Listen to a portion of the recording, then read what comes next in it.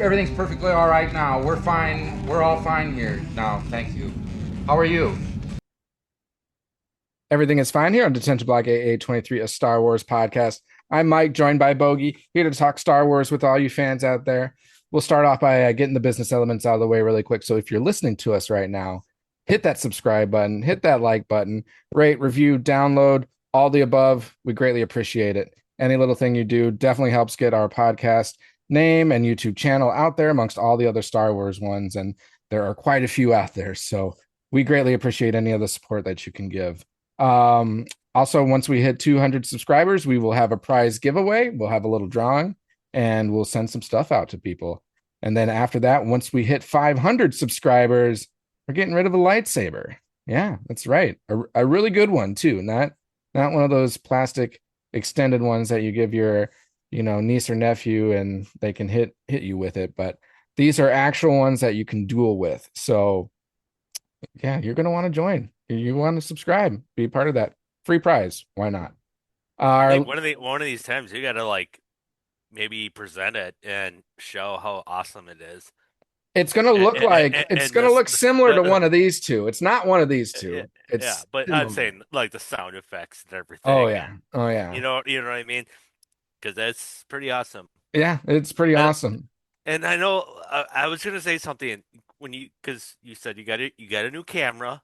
Yep. I don't see Lincoln. Oh, where is he? Where is he? Where's our He's guest? he probably went to bed.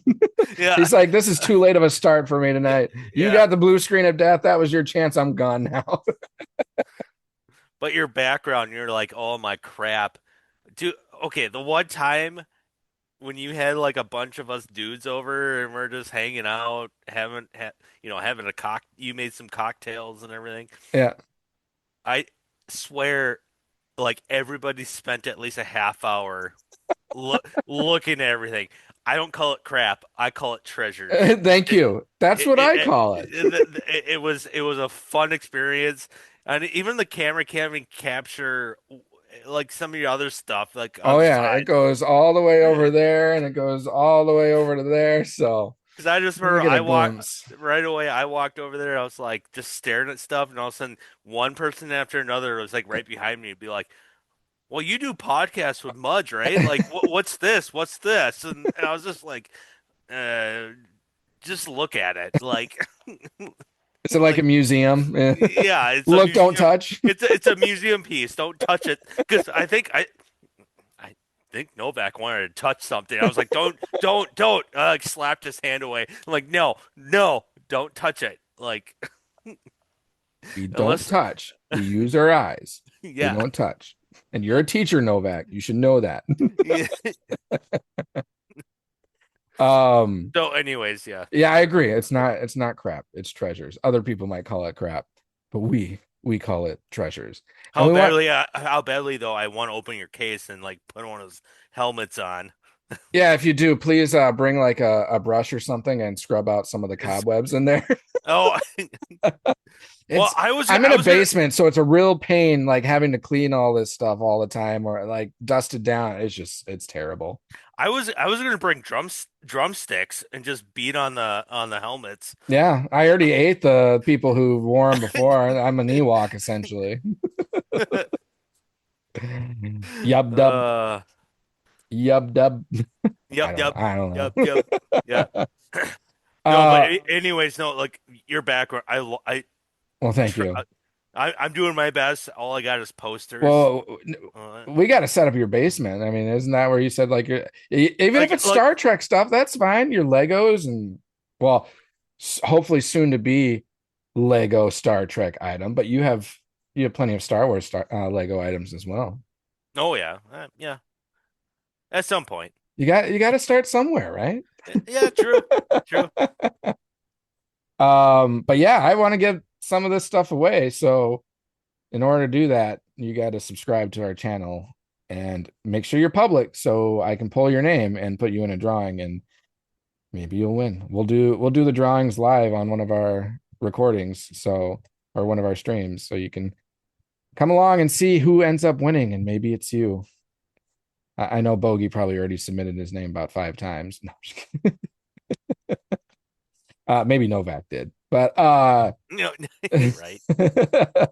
Watch his ass get it. yeah. I would not allow that. I would be like, no, this is going to one of our actual subscribers. um, anyways, we have some things to get to. We want to talk visions. We're gonna go through episodes 4, 5, and 6 from volume 3. And then we'll save the last 3 for our next recording.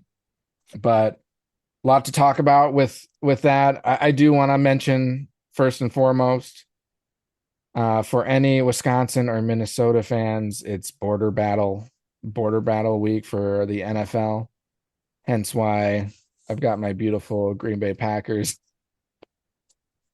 shirt on. But we got on and Bogey was like, before we started the live stream, and he was like, I thought you only wore Star Wars stuff.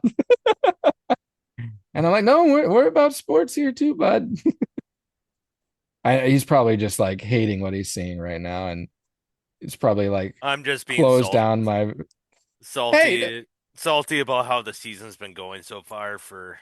yeah, but have you seen our season? I mean, our Okay, our losses are to the Panthers and to the Browns and a tie to the Cowboys. So, and you almost had another bad loss this yeah, past week to the Giants. So, who's to say we wouldn't lose to you guys? Yeah. But it's at Lambeau. That's Well, yeah, no, I get your point. yeah, I get where you're gonna go with this. They've had some bad games at Lambeau, yep, but it's the Vikings. We never really play that well at Lambeau, yeah, unless we had Brett Favre. No. yeah. That first year with Brett Favre, you destroyed us. Yeah, but no, I'm expecting this to be a loss, and I have no expectations because I don't know what to think for the Packers this year so far. We've looked like Super Bowl winning contenders, and we've looked like just a pile of crap. But your defense looks great. Yeah, defense is looking good. And it's just a matter of fact of like actually Jordan Love looks like he's regressed in my opinion. I don't know. Statistically, he's having his best year. He's having a big issue with receivers dropping the ball. There it is. That's probably why, because like his numbers don't look fantastic. I mean, I'm looking at it too. It's like fantasy football. Sure. You know what I mean? Like I don't know if I would start him over someone else. Which did he get hurt last week? Yeah, he went out for half a series, but he came back in. Oh, he came back in. He hurt his non-throwing shoulder, I guess, but he wanted to keep playing, but it looked like the ref was the one that called him out. Like, you need to go get checked, which makes you think like concussion, but it wasn't a concussion they were looking at. So it was really, really kind of odd. So then they brought in Malik Willis, and he got a touchdown. Makes me think of the scene where I think I've seen like AI generated videos of that time when the New York Giants quarterback. Oh, sure. Is it Jameis Winston? No. The other their main guy now is it Jackson Dart? Dart, yeah. And he runs into the blue tent. And then you had God, now I'm blanking. Every time when you're on the spot, you always forget names. But their running back that like pretty much like Scattaboo, yeah. Yeah. He runs into the tent, and all of a sudden you got Debo or not Debo, the coach who got fired. Yeah. He runs into the tent. They're all pretty much like, and all of a sudden there was an AI generated film of like, get your ass back on the court, like, or get back on the field because what's his name is blowing it, and they're talking about Russell Wilson. Oh my god, he was bad when he came in. He threw a pass that went like it was just like whoo. It was just like it like was like 10 yards short of the receiver. Yeah, like Yeah, before leading up to our game against them, they announced that Jameis Winston was playing the quarterback, and which he's technically the third stringer, and we were like, damn it. The way that Russell Wilson looked, I would rather play him. Yep. But yeah, we'll see. I mean, the only thing that, well, not the only thing, but one thing I find hope in is I don't know if you've heard of the Toyota-thon thing for Jordan Love. In each of his first two seasons, he's struggled in the first half, and then there's like the Toyota-thon promotion that takes place for Toyota. I mean, I'm sure it's like big deals on Toyota cars and vehicles and everything. And once that starts, then like Jordan Love just like turns it on. So unfortunately for you, like this week was the start of Toyota Thon. So we'll see if that holds truth. For you Star Trek fans, I'm face palming. I'm John Luke Picard right now. But I mean, also like all of our top five receivers are on the injury report. So who's he Really? gonna Like, and Tucker Kraft. oh, I mean, he's done. He's for the year. done. Tucker Kraft is done. But like, Jaden Reed's been on the IR for a while. Christian Watson just came off the IR not too long ago and is probably still banged up. Romeo Dobbs has been in and out the past few games. I was gonna say Dobbs, like, is he? Because that's one person. Wicks is injured, and then our former receiver turned cornerback, reverted back to receiver, Bo Melton. It also popped up on the injury report this week. I don't know who that is. He was like our fifth or sixth string receiver. He actually did pretty decent at the end of last year. Okay. But we have secondary issues, so they've put him in as a cornerback this year. And then due to all of our injuries to the receivers, they're like, well, we need you back. So, which the joke was, I think it was the loss to, who did we play after the Panthers? Oh, the Eagles, I mean, that's not a terrible loss. They're a good team. But are they? But yeah, they're not the same. I'm kidding. No, that's a good question. The tush push. What's your thought? What's your that's hot topic. What would you do with tush push? Ban it next year? Would you vote to ban it? I think it's going to be banned next year.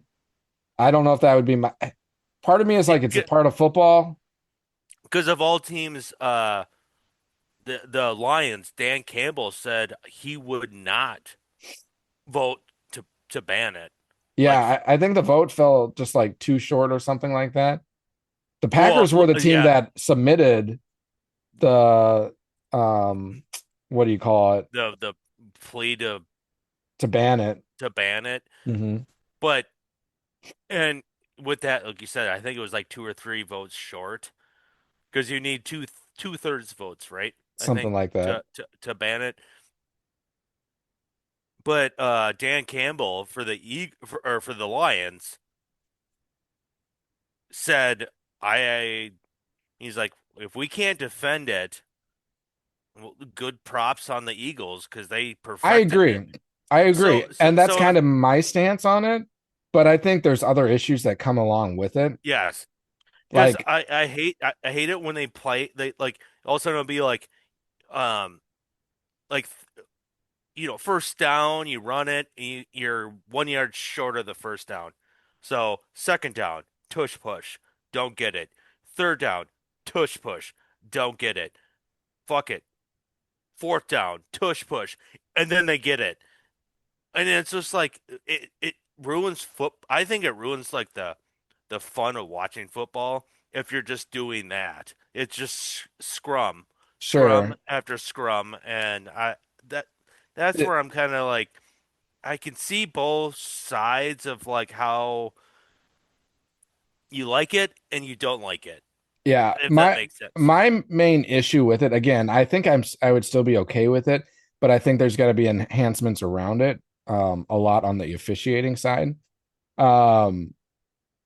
It becomes too challenging for refs to see the things surrounding the play, meaning like false starts, because like almost every time they're doing it, someone's clearly jumping off sides from what we can see, but the Yes, refs can't necessarily see it.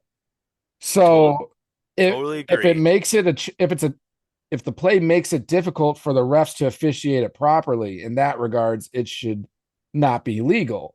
But like, why can't they utilize overhead review to call in and be like, oh, there was a false start on there, penalize them and push them back. Like Hmm. that's how that should be played out. And also what they're not calling, and this is a penalty on both the offense and defense, is how the players are lining up. Like they're all scrunching in and getting really close, and some are like leaning off sides or or as I mentioned before, false starting. So there's a lot of penalties that should be called revolving around it that aren't being called. It's just like a if they set up for a tush push, it's like, oh, okay, it's a free for all. Let's just see what happens. And like that's not okay. Like to your point, it ruins like the integrity of the sport. Yep. So I agree with Dan Campbell. If you can't, as a team, stop the play, then that's kudos to them and your fault as the Lions. However, if there's things that are occurring that should be penalties and make the play not a legal play, then there should be consequences to that. So that's my 2 cents on it. And I liked because I've seen now other teams start to adopt with the Vikings. Brian Flores, mastermind for defense, how where the center is like where you got your center guards tackles, Yep. everyone's lined up, but on the defensive side you have your nose like a nose tackle, Yep.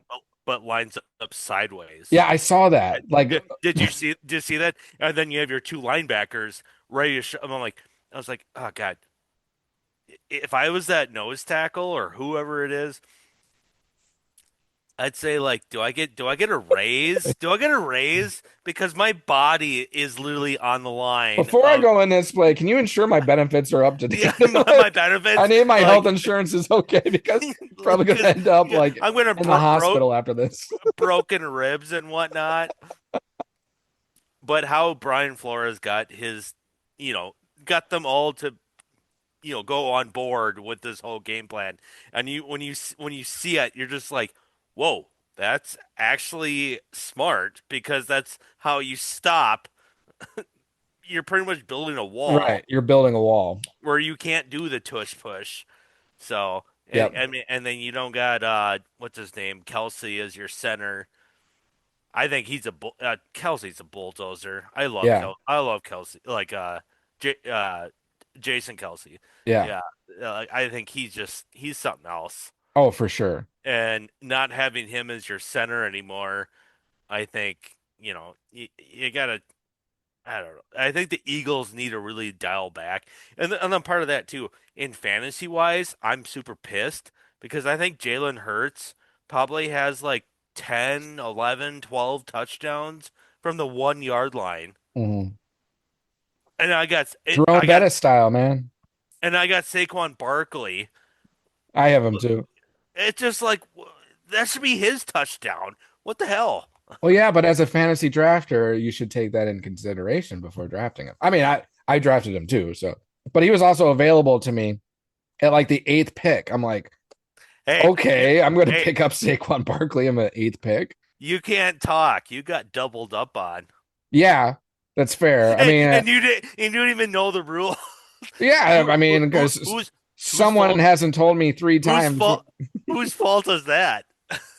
Someone we've mentioned earlier in this podcast, because I just joined the league last year, and there have been now 3 rules that have been told to me after I was negatively impacted by said rule. So it's like, well, Who doubled up on you? Was it uh, Chelsea? Chelsea? Kelsa, aka AJ, because he drafted. No, Al draft. Or no, Yeah, what? yeah. No. No, Chelsea was there at the draft. It was Shannon that didn't draft. Oh, I thought it was no, it was Chelsea. She was out of town. Nope. No, she was there. Oh, Never mind. Oh, you're right. You're right. It was Shannon that wasn't able to be there. Because from what I know, like I'm friends with, I don't like care for drama, but Yeah, there was people sitting in separate sides of Novak's basement. I was sitting here. I know, but you joined. You joined us later. Because no, because remember, because Chelsea was there. Yeah, she was. Because I thought Yeah, I got it mixed up. I was thinking it was Chelsea that was not there at the and Shannon, but it was the other way around. at the bowling alley we got some food. I can't Yeah. remember. I think you, Petey, I think I forget who got food. And here comes Novak. Oh yeah, let me have this. I'll take this. I'll Ate my take this. food. Just eating everyone's food. And he's like, "You He took my you didn't." biggest waffle fry. I didn't even touch my Yeah, fries yeah, yet. that's what it was. That's what Peter's. Yeah, he's like, yeah, just as soon as you, Yeah, because and you you got, I think you got a burger and waffle fries, I think, or yep, something like that. yep. And he took the biggest waffle fry out of your palate, Yeah, I and had it's just like, what the? He's like, I haven't even touched my food yet, and you're just helping yourself to my fries. Like, no, yeah, and I had another person take my beer. So like all my food and drink are getting taken away from that me. was probably me. No, No, it wasn't you. It was our was friend Kurt. oh, oh, oh yeah, And okay. then I was like, I remember after it was missing because I ordered it and I never saw it come because I think I walked to go get pull tabs for everyone or something, and that's when it got put down. And then unknown to me, Rusty took it. And then I came back and sat down. I've been waiting, and I was like, man, it's been a long time since I ordered my beer and it's not arrived yet. Where And then is the it? waitress came back, and I was uh, like, am I just remember or just a reminder, my Coors Light, please. And she's like, I brought it. I'm like, what? I haven't received anything. Come to find out, it was Rusty who took it. I'm like, oh, now I look like the idiot, mean Here, fool telling the waitress that she didn't bring my beer when one of my friends took my beer unknowingly. here we go. We got a group of friends. We're just one happy family. Yep. Yeah. We get mad for like 2 seconds, and then we're like, it is what it is. Like, I don't know if I've ever been I, mad. I, Some people in our group get really mad though. Yes. yes. Oh no. Yeah. Yeah. I know. Uh, Sometimes people tell me like, oh, you you got. almost picked a fight with the biggest person in the bar. Oh, that. I mean, come on. It was draft night. Yeah. I was not happy with my team. But granted, now I look back at it, I was like, my team's not It's that bad. okay. My team's not bad. But My team was good, and then yeah, everyone got injured, and I'm when like, when the only thing that pissed me off, because I I don't like to like start anything, but the guy that's like what Peterson was trying to like remind my memory is how tall he was. yeah, he was tall. And he just like leaned his arm on my shoulder like I'm his like kickstand, and he just like kind of started laughing and telling me how ridiculous this is, and I was like, dude, get off, because he, he was heavy. Like all of a sudden, like I'm starting to like fall. I'm like, dude, get off me. And then he goes like, oh, what? You want to start a fight too? And I was like, what? Yeah, It was an uh, entertaining night.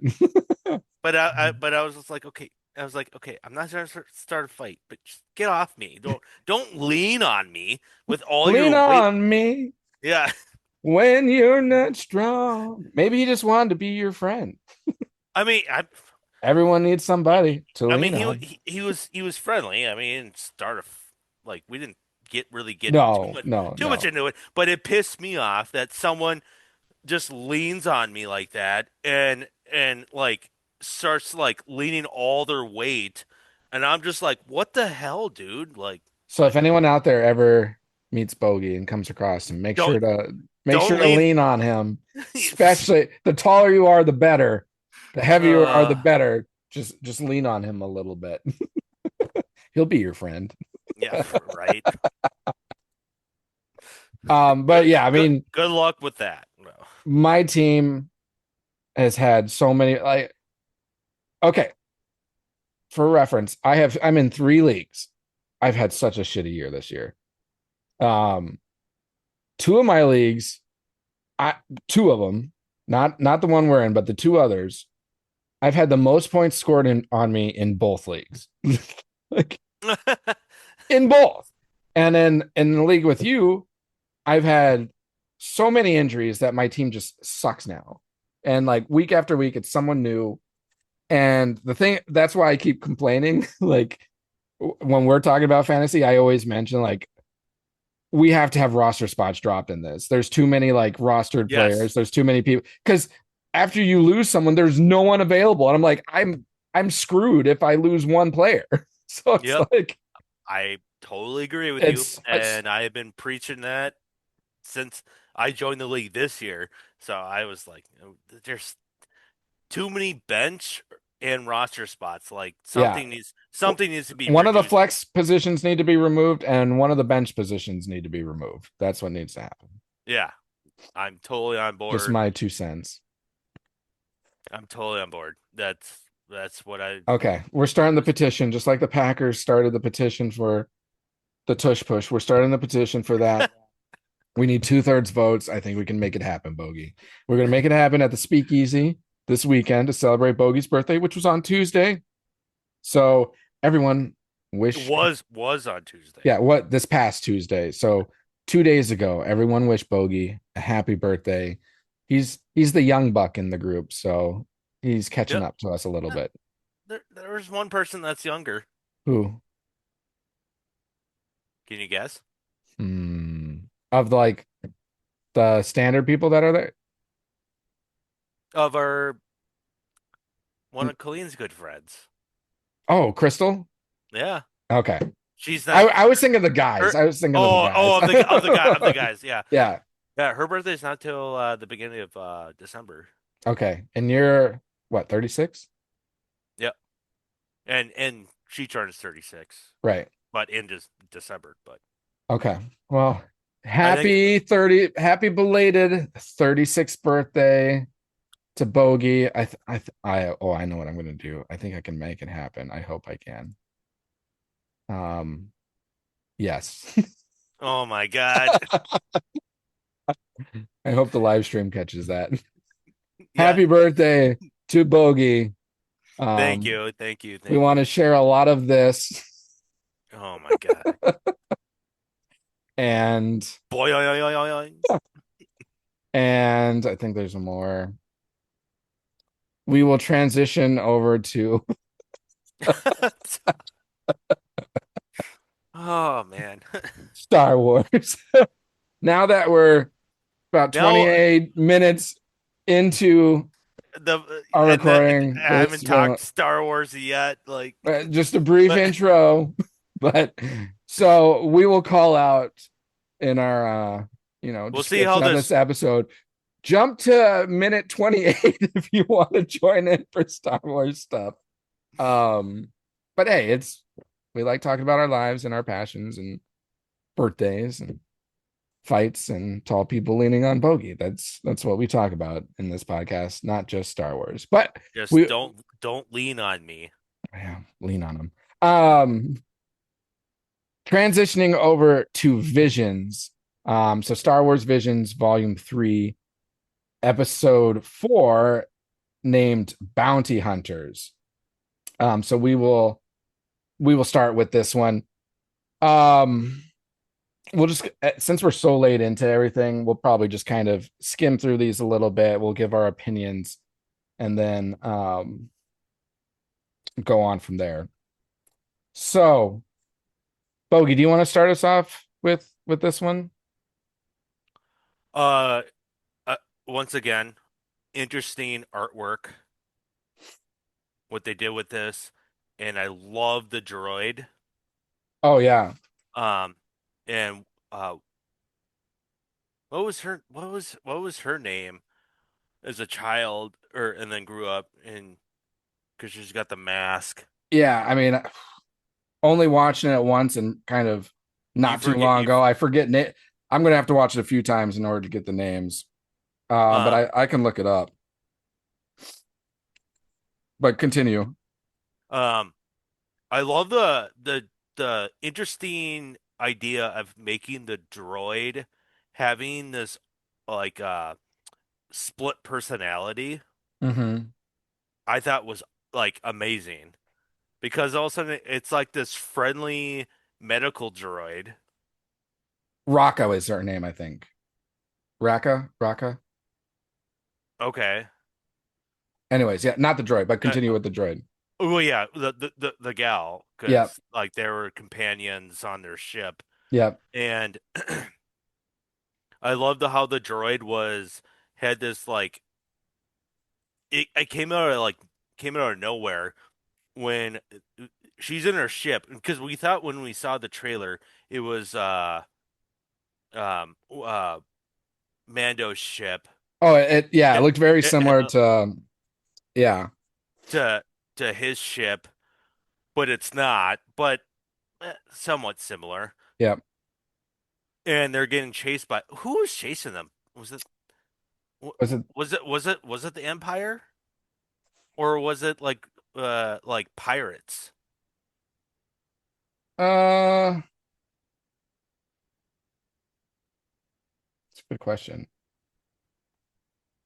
God, I should just like have it playing in the background so I can because I know what you're saying. Like you see it once, but you miss like the little Well, details. she's a bounty hunter, so I don't know, I know she is. I was wondering if like but I can't because you got pirates out there that aren't necessarily yeah. So bounty hunters. They're right. So I don't know who necessarily was chasing them, but um yeah, they were obviously coming after her. And yeah, the droid kind of initiates into like killer droid mode. and that's what I'm saying. He's got the alternate he's got like a It's like a dual split personality a split for a droid. that's what I was gonna say. Not dual, but split personality. And it like always conflicts within itself throughout the whole episode. But that scene where she pretty much tells him to like because whoever's chasing them down, um, he switches and he's got like all of a sudden like all these arms Yep. and he's shooting all the blasters. Yep. And I love the scene because we talked about this last week, the seismic charge. Yeah, I was like, oh, That this is like the second episode that's including seismic charges, but at least this one is showing it how it should like yeah, the true impact of it. Like, yeah, it was awesome because all of a sudden like because she's yelling at him as he's like because she's flying while the droid the you want to call it the assassin because I sure. think that's what they call I think they called him like the assassin version. Yeah, and wasn't the good droid trying to find a way to like retain him? Because Yes. sometimes he would just like pop up on his own. But this Yep. time she was like calling. She's like, "We need the other guy right now Yeah. because we're Yep. getting Yep. attacked." Yep. That's exactly what was going on, and the when he goes into assassin mode, like his arms, he's got like splits into like three more arms. Yep. So that's and he's up and he's like pushing all the buttons and doing all the blaster fire to like kind of like draw their fire to like get them go away. But then their shielding goes down, and I gotta say, okay, that's a ripoff from Star Trek. The way their shield looked like a bubble. Okay. I was like, that's Star Trek. I don't recall Star Wars having a like their shielding look like a bubble. So um so as they're escaping, they drop the seismic charge and like you said, like the sound and everything, Yep. and they're just like destroyed. And then the main character, she's just like, God, It's like they're so expensive. it's so expensive. Yeah. Do you realize just how much we paid with that? We just lost with that or something of that sort.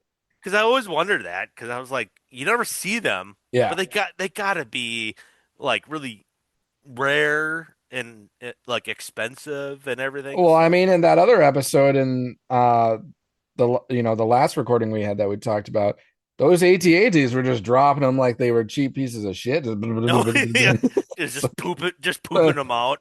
but and those were like smaller explosions, but Yeah, I was glad to see that they actually had the full effect of what these seismic charges should be. And I because love the fact that she alluded to how expensive they are. That was pretty cool.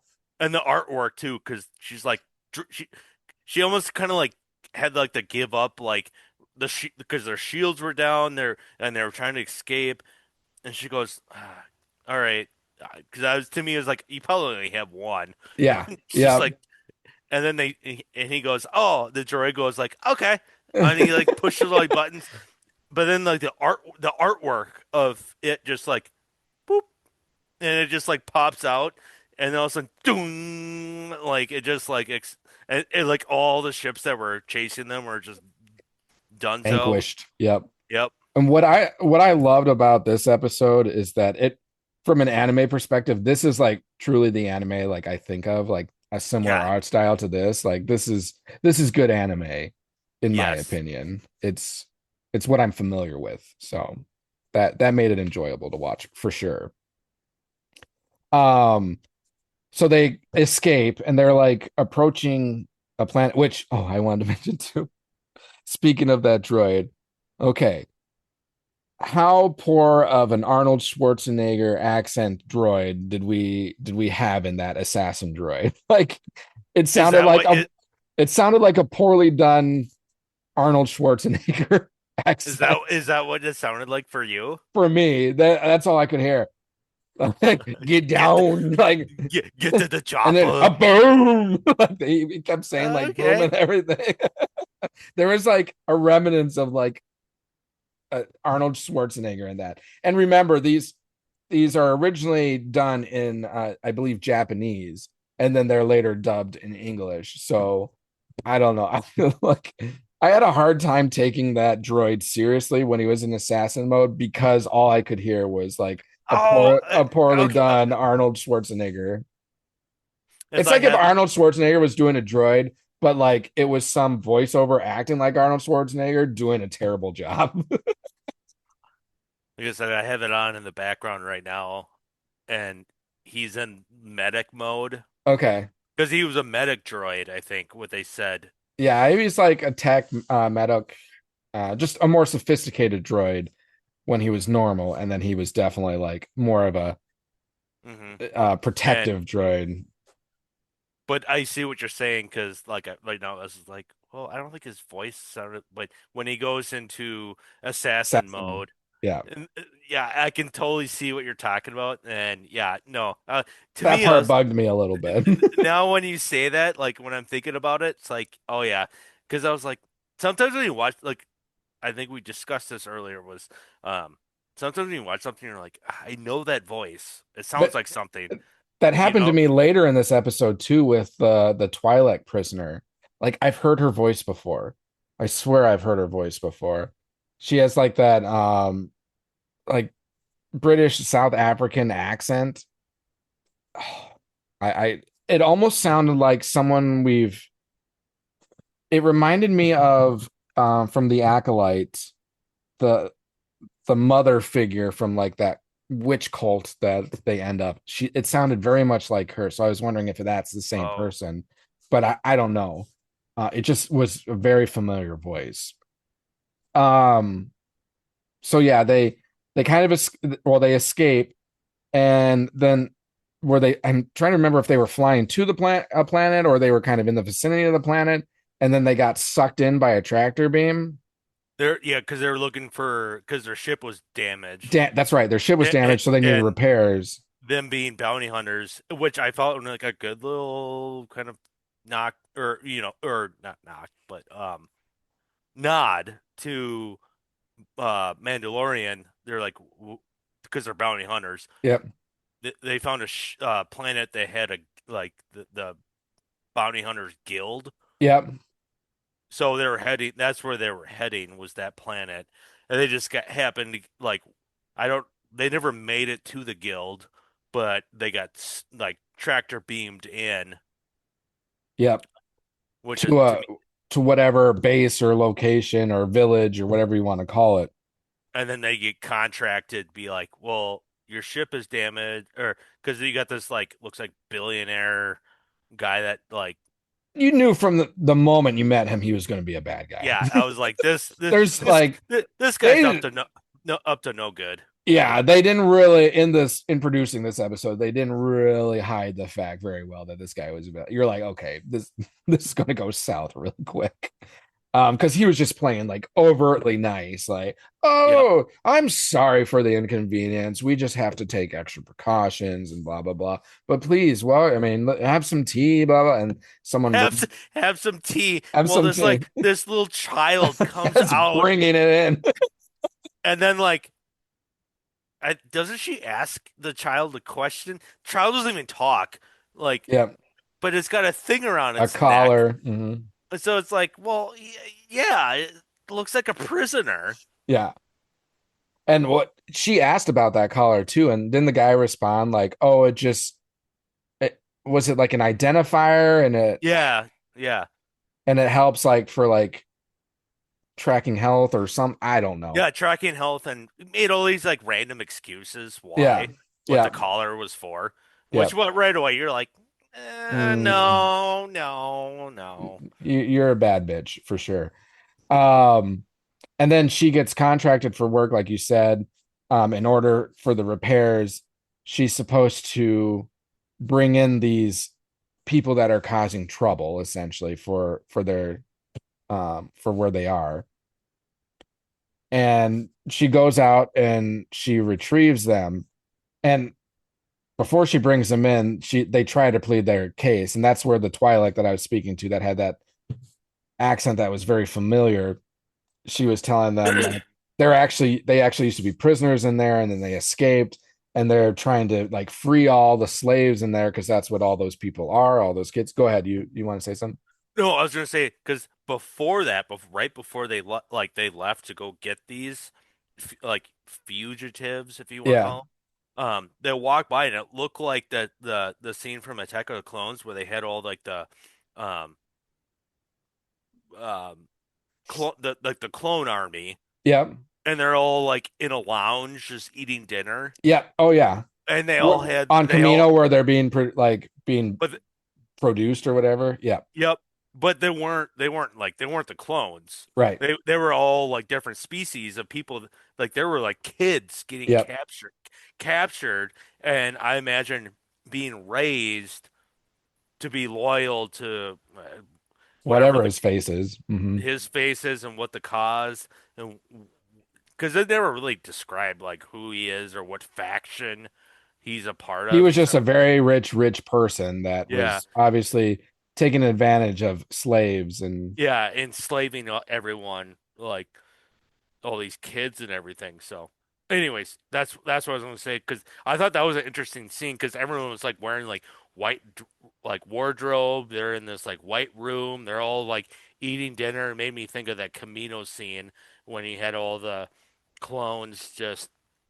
yep. And I love like in that scene too because like sometimes like people are just like they're laughing. All of a sudden you get this one clone. He goes like he's all pissed off, and I was just like, "Oh man, don't want, don't want to get a Don't get on lunchroom, that guy's bad side. don't get in a lunchroom fight with this guy." But uh, but anyways, yeah, so in that conversation that our main character Raka I think is was having with that Twi'lek, she was trying to convince her that what this man is doing is bad. And Raka was kind of like she was like, okay, I could kind of see this being true. Like he didn't seem too great when we met him at first, so I could understand. And the droid was like, like talking with the score isn't the smartest thing to do. I wouldn't suggest it. Um, so I thought that was kind of clever.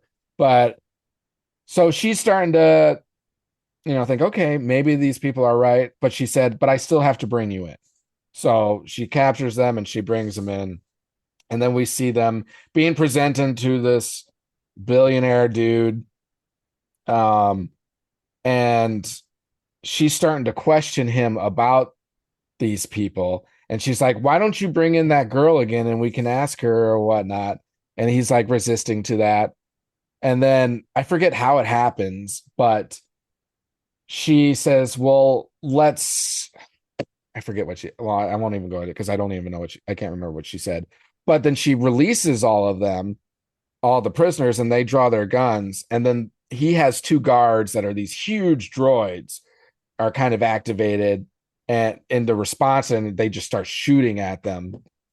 And the chick, the Raka girl, kind of takes them out pretty easily. And then he has like a droidica from the prequel trilogies that's got the force field around it, drops that down and starts attacking them. And that was overkill. But I loved it. I love seeing a droidica though. Those things are awesome. But yeah, Is that what they're technically called, droidicas? droidica, yeah. I thought they were Droidica. just called like just like because Obi-Wan said it in the film. Because I know the what do you call them said like send the droidicas, but Obi-Wan said Yeah. like, Master Destroyers. Yeah, they've got destroyer. They also call They destroyers okay destroyers. I've heard them called rollers as well. roller okay. Yeah, but they're droidica. So like the This actual thing droids are like the B1 battle droids, and then you've got this the thing droidicas. this thing was huge. And it Yeah, was like it looked like it made out of gold. it was almost it. Yeah, it Like looked like it was made of gold. It looked like it was bigger than original droidicas, but smaller than that. Those massive ones we saw in Book of Boba Fett. If you remember those that the Rancor was like battling, oh yeah. smaller than that. And this one was like also retrofitted so he could like be in it and Yeah, I know. fight. Yeah, because that's how I was So just he's like, like shielded by it and everything. So they have this like long drawn out fight, which obviously she ends up coming on top and vanquishes him. He didn't die though. but gets help Yeah, from her droid yeah.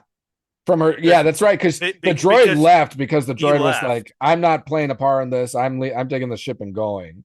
and he was trying to because he's like this is the bounty, this is the reward, Which and you his can reward was more than they even negotiated, so he was over oh yeah, generous with the reward. but the droid wanted himself to be fixed Yeah. because he didn't like this like two-sided persona of flipping back and forth. He just wanted to be one. Mhm.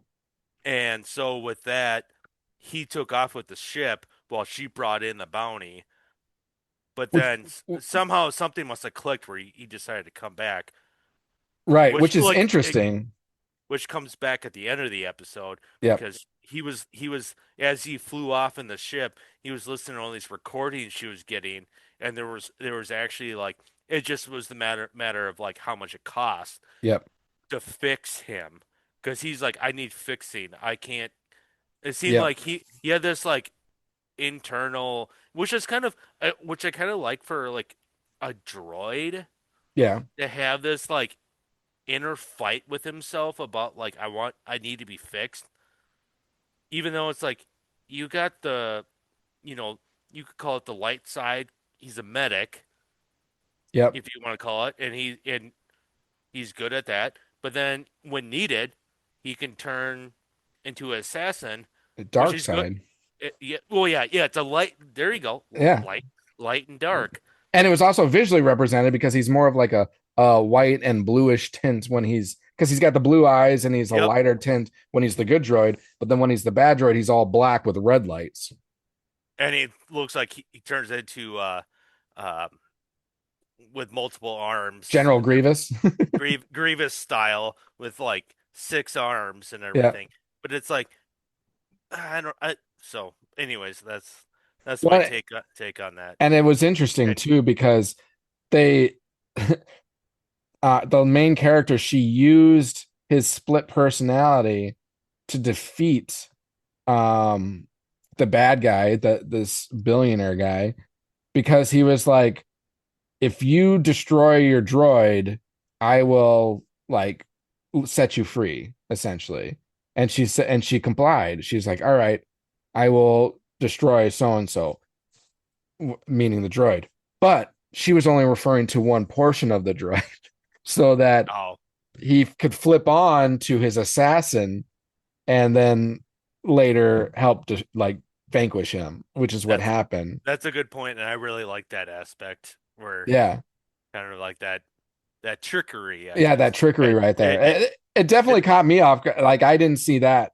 oh Cop- yeah, I didn't either because I was like, oh man, he killed the droid, and all of a sudden like it flips over, and all of a sudden it's like Yeah, because I the think she made the the other. comment of like, yeah, I destroyed such and such, but not the other version of it. And then he pops up and does his thing, and then she was able to like take him out as a result of that. But I was gonna say though, so when he is inside that droideka destroyer, whatever we want to call it, Yeah. and he's just Yeah. unloading, a- and she's just hiding behind this desk, Yeah. and I was just like, See, uh, that's anime. it's anime for you, I guess. But then when she communicates with the droid, because he comes flying in with the ship and just unloads, but it Yeah. didn't do anything against the shields. Right. Then he tells her like there's a weak side on the backside of the shielding. I was like, okay, anime, all right, Yeah. I'll fly with it, I guess, because like she threw like a thermal detonator like at it already in the front, didn't do anything. So she just sneaks in the back. Well, the droid, the assassin mode droid, drops down and takes all the blunt of like Yep. the The fire. firepower, And I was like, okay, how heavy duty is your armor or like your your like firepower, or how his arm. like his like because he was Well, getting if it wasn't destroying a desk, maybe it wouldn't destroy metal. good point, good point. Okay, Yeah, but yeah, she good point. rolls a thermal detonator under the weak portion of On the armor on the backside. on the backside, and there was like it was drawn out a little bit. Like, is it going to roll in? Is it going to roll in? Yeah. And it, Well, the droid is just getting like hammered yeah, because, like I said, this thing is just like unloading. yeah, and it did. It breached the armor. It exploded and like took out the droideka. Um, and then yeah, that kind of led to her vanquishing him. I can't remember. Did he? She didn't kill him though, right? No, yeah, he just got it. He's like, she said you'll have because this is post, I think post, because she said you'll have to answer to the New Republic Or or something like that. Yeah, something like that, and had him arrest like he was just in handcuffs, yeah. and then freed all the enslaved captures or whatever, and Yep, then and that girl, that little girl that brought in the tea was end up being sister yeah, to sister. the Twi'lek that was captured as a bounty. Mhm. Um, so yeah, and then it ends with them flying off to whatever their next thing is, and her droid getting in another fight, and her yelling at the droid and stuff. She loved to Yeah, use the terms or the swearing, the Star Wars swearing of Dane Ferrick. She kept saying Dan, Dane I used it maybe one too many times in the episode. I think they used it two or three Two times or in three this times. episode, Yeah. and the next episode we're going to talk about gets used, So, I think, once or twice. yep. And I was like, all right, well, no, I know this term, dang ferric. Well, it's been used a couple of times previously. Yeah. I think Cara Dune used it in an episode of Oh, Mandalorian. and what's her name? The Fennec sniper. Shand, I think, used it. Yeah. She used it multiple times. Dang ferric. So really, Because Disney they're like, Star Wars is leaning into this like Dane Ferrick like swearing in Star Wars. I don't know exactly what it means, but I have to assume it's like similar to a swear. It's like son of a bitch or something like that. You know, Dane Ferrick. I actually kind of had like look it up because I've looked it up multiple times and I'm like, God, what does that mean again? And Yeah. it's from saying, God damn it. Okay. Okay. That makes sense. And it's being used in such a way too. So yeah, that episode I enjoyed. Again, I had the thing that stands out to me is that the voice of that the assassin droid, And Sounds like I Arnold. was also not a fan of the soundtrack. I'm sorry. Yeah, it didn't stand out to me. I It was had like, like actual music and like singing. It was like, la, la, la. It's like, mm-hmm. it was not Star Wars soundtrack. I mean, the sound effects are Star Wars, but the soundtrack was not Star Wars at all. It was more definitely Japanese anime type soundtrack. So I would prefer let's keep it more towards Star Wars soundtrack. So that was just my feedback on that. So I got a knock on one thing Yeah.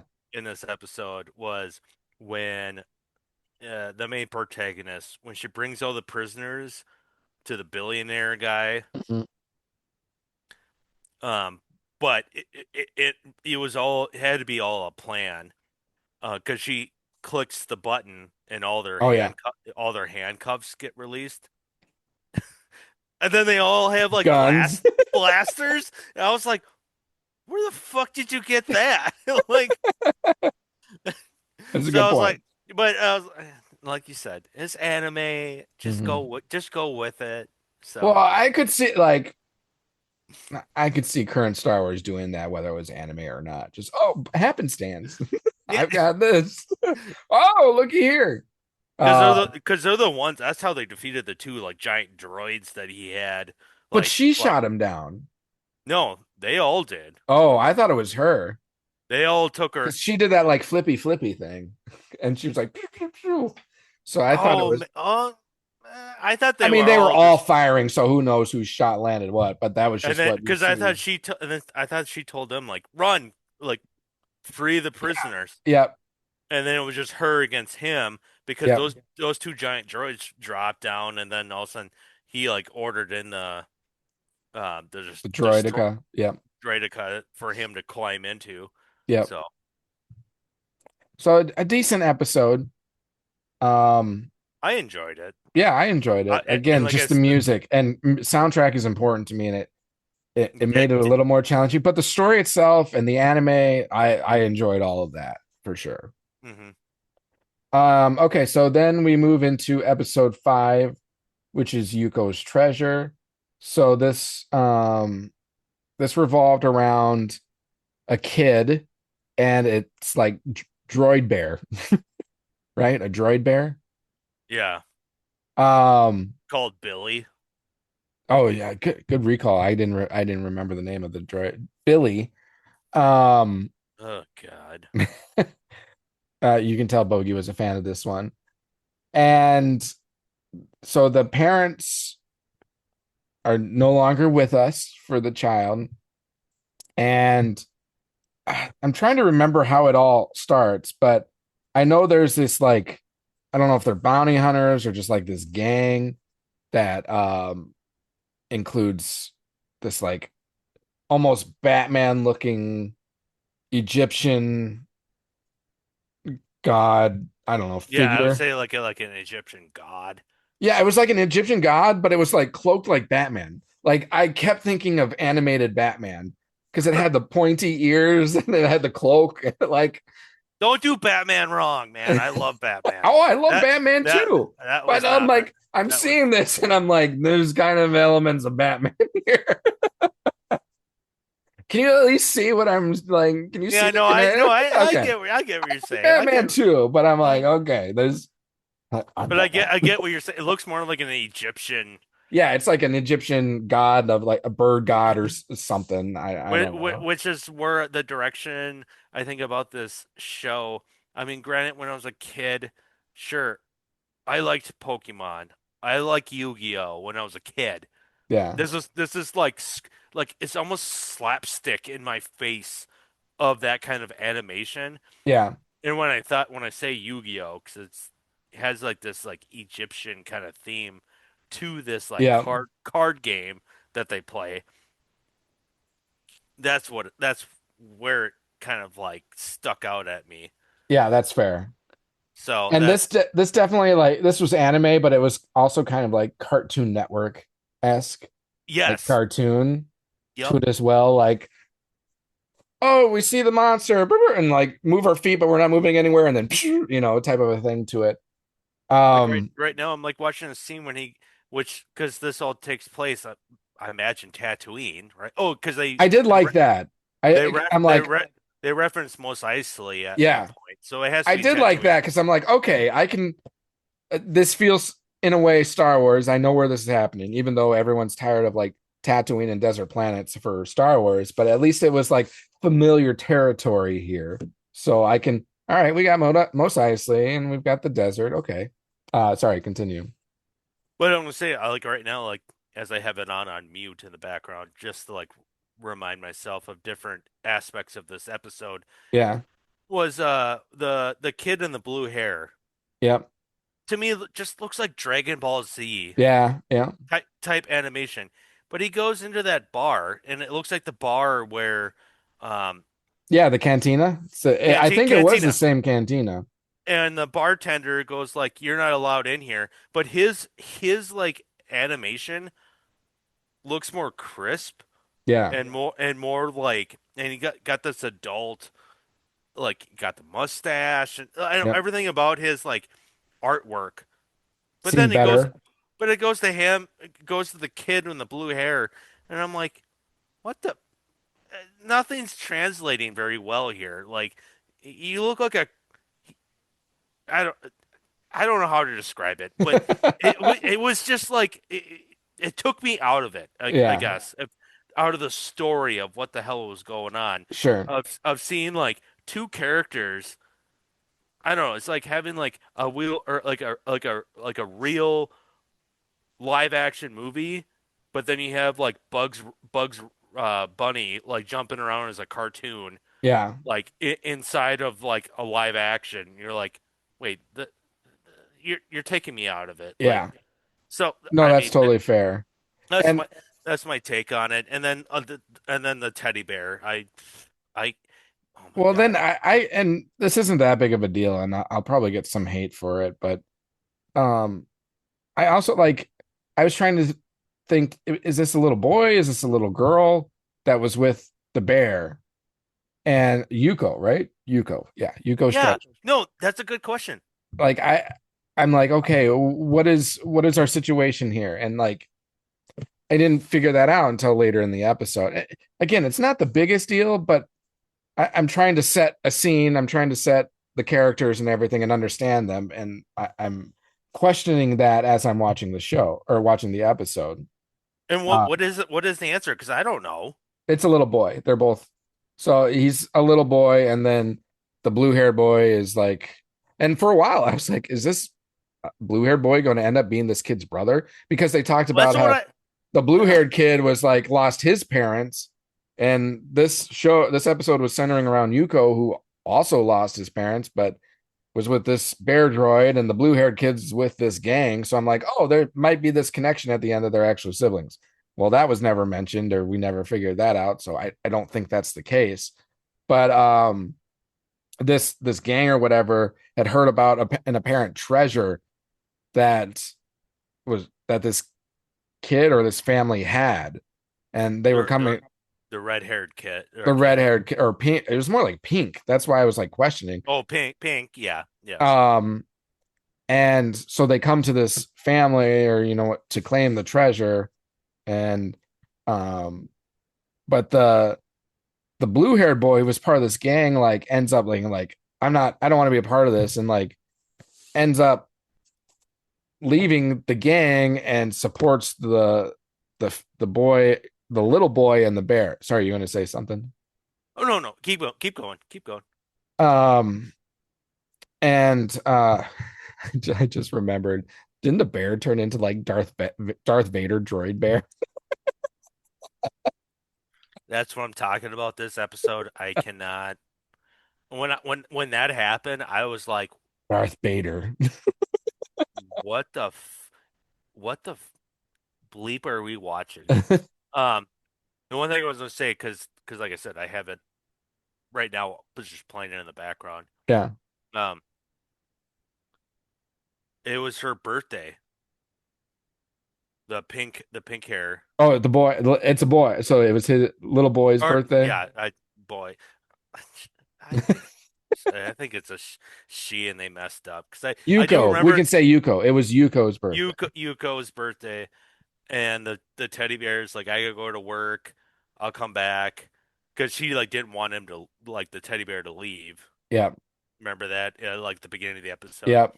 And he's like, I'll be back and I'll have a present for you. And right now I'm looking at the scene where he's looking through and it's like all these little like gadget like model toys. Okay. Yep. And it's the one that Obi-Wan gives to Luke Skywalker. The little It's got tea it's got hopper. it's got the like the triangle. Yeah. It's called like a What tea what hopper or something. is that what it's called? But you know what I'm talking about, the Yep. one that he gives like Owen Lars is like, we don't need this, and like threw it back at him. But Yep. then at the end of the season, finally was able to give it, and then in New Hope, uh, Luke's playing with it. Yep. So It's a T-16 Skyhopper. that's okay. Is that like an Empire ship or is that I think it's just a just ship. just a It's ship? not like affiliated. It's just a ship. Okay, but he's like he's like the teddy bear is like touching it and is like looking at it like, and I was like, oh, that's a good nod to, the whole Luke Skywalker and everything. Yeah. He They was were about This studio was definitely playing off of like nostalgia there we go. to Nostalgia. Yep. draw in Yep. viewers because again, Tatooine, Mos Eisley, you've got this tea hopper, this bear turns into like Darth Vader droid. So and the villain is like a cross between Batman and a feral god or something like that. So but So yeah, they were definitely playing on nostalgia. so outside of the nostalgia of this episode, uh I definitely give it a fail. I wasn't going very. It was definitely directed towards younger audiences. Yes, I mean, yeah. I mean, I'll give it that. Yeah. And I mean, I will say the soundtrack was better than the previous episode, so it had that going for itself. Um, but I agree. I mean, I mean, did you like the teddy bear? His chest is a microwave. that I when that I started, mean, who doesn't and then, want a teddy bear droid microwave? I mean, when I saw that in the beginning, I was like, "What the fuck?" It's like, And I will but say I the mean, story was very sentimental. Like the message, yeah, again, it's good for younger audiences. The message here was, a treasure isn't always money. Like family is more of what the treasure is. Because like when the villains, I mean, they came and they raided the house and they needed the bear to get the directions to where the treasure was, right? If I'm remembering that correctly. And the bear ended up leading them to the treasure, but the bear which, couldn't. But the bear couldn't open the door. right, it needed the kid's hand, right? You needed the handprint of the kid Yeah, because it was like, DNA. I'm like sure censored. Yeah, it because was scanned. it was. And the vault door, I keep wanting to say her. Hit you their go, hand. you go. You go. Um, but Yeah, and I mean, I guess I didn't mind the story arc of the blue hair yeah, yeah, which that was, a kid of like that this change in direction of like, following a moral compass, like yeah, yeah, he's yeah, kind of because in survival mode because his parents are gone and he's just trying to survive. So he joins this gang, but then his gang is like going to kill like a kid and his droid, and he's like, this doesn't sit right with me. So he turns on them and joins the kid and tries to help him out. So a good like redemption story for sure for that kid. Um, so yeah, when the gang gets led to the vault and the kid opens the door, they walk in there and there's like only one little credit and they're like, what the hell is this? What's wrong here? There's nothing here. What wasn't there supposed to be a treasure? And then there's that like centipede alien creature that like yeah, what the that fuck thing was is that creepy. thing? I thought God, that was, and like it stopped and froze. Yeah, that would be what nightmares are made of. Oh I man. Why Uh, was this not released like soon? Or like, well, I guess it did get released. Was it late October? sure. But So, this talking about like horror films during or the stuff. Halloween time, I was this could I be was used for that. because it like froze every Yeah. time the kid would turn on with the flashlight. It wasn't until that It's like droid the that ghost from Super Mario, or like if you look at it, it stops and then you turn away and oh yeah, but it had that like the sharp teeth and a yeah. smile like I'm It gonna eat you. it Like had the head of that one creature from Attack of the Clones in that Coliseum scene, that big cat. oh yeah It yeah had yeah like yeah the head yep of that, but like a body of like a centipede, yeah but like centipede. That was the weird huge part. Had like like 6 legs total or on each eight, side. or 8 legs, four on each side, and Yeah, how it just it just moved. And I was just like, oh my God, this is kind of like gross and terrifying creepy. at the same time. Um, so they again, the vault opens, there's nothing there, and then this thing like draws them away. And then didn't the bear, I mean, the bear's helmet got knocked off of him, which like brought him back to normal droid bear. Yeah, because because they're saying that we're gonna fix you.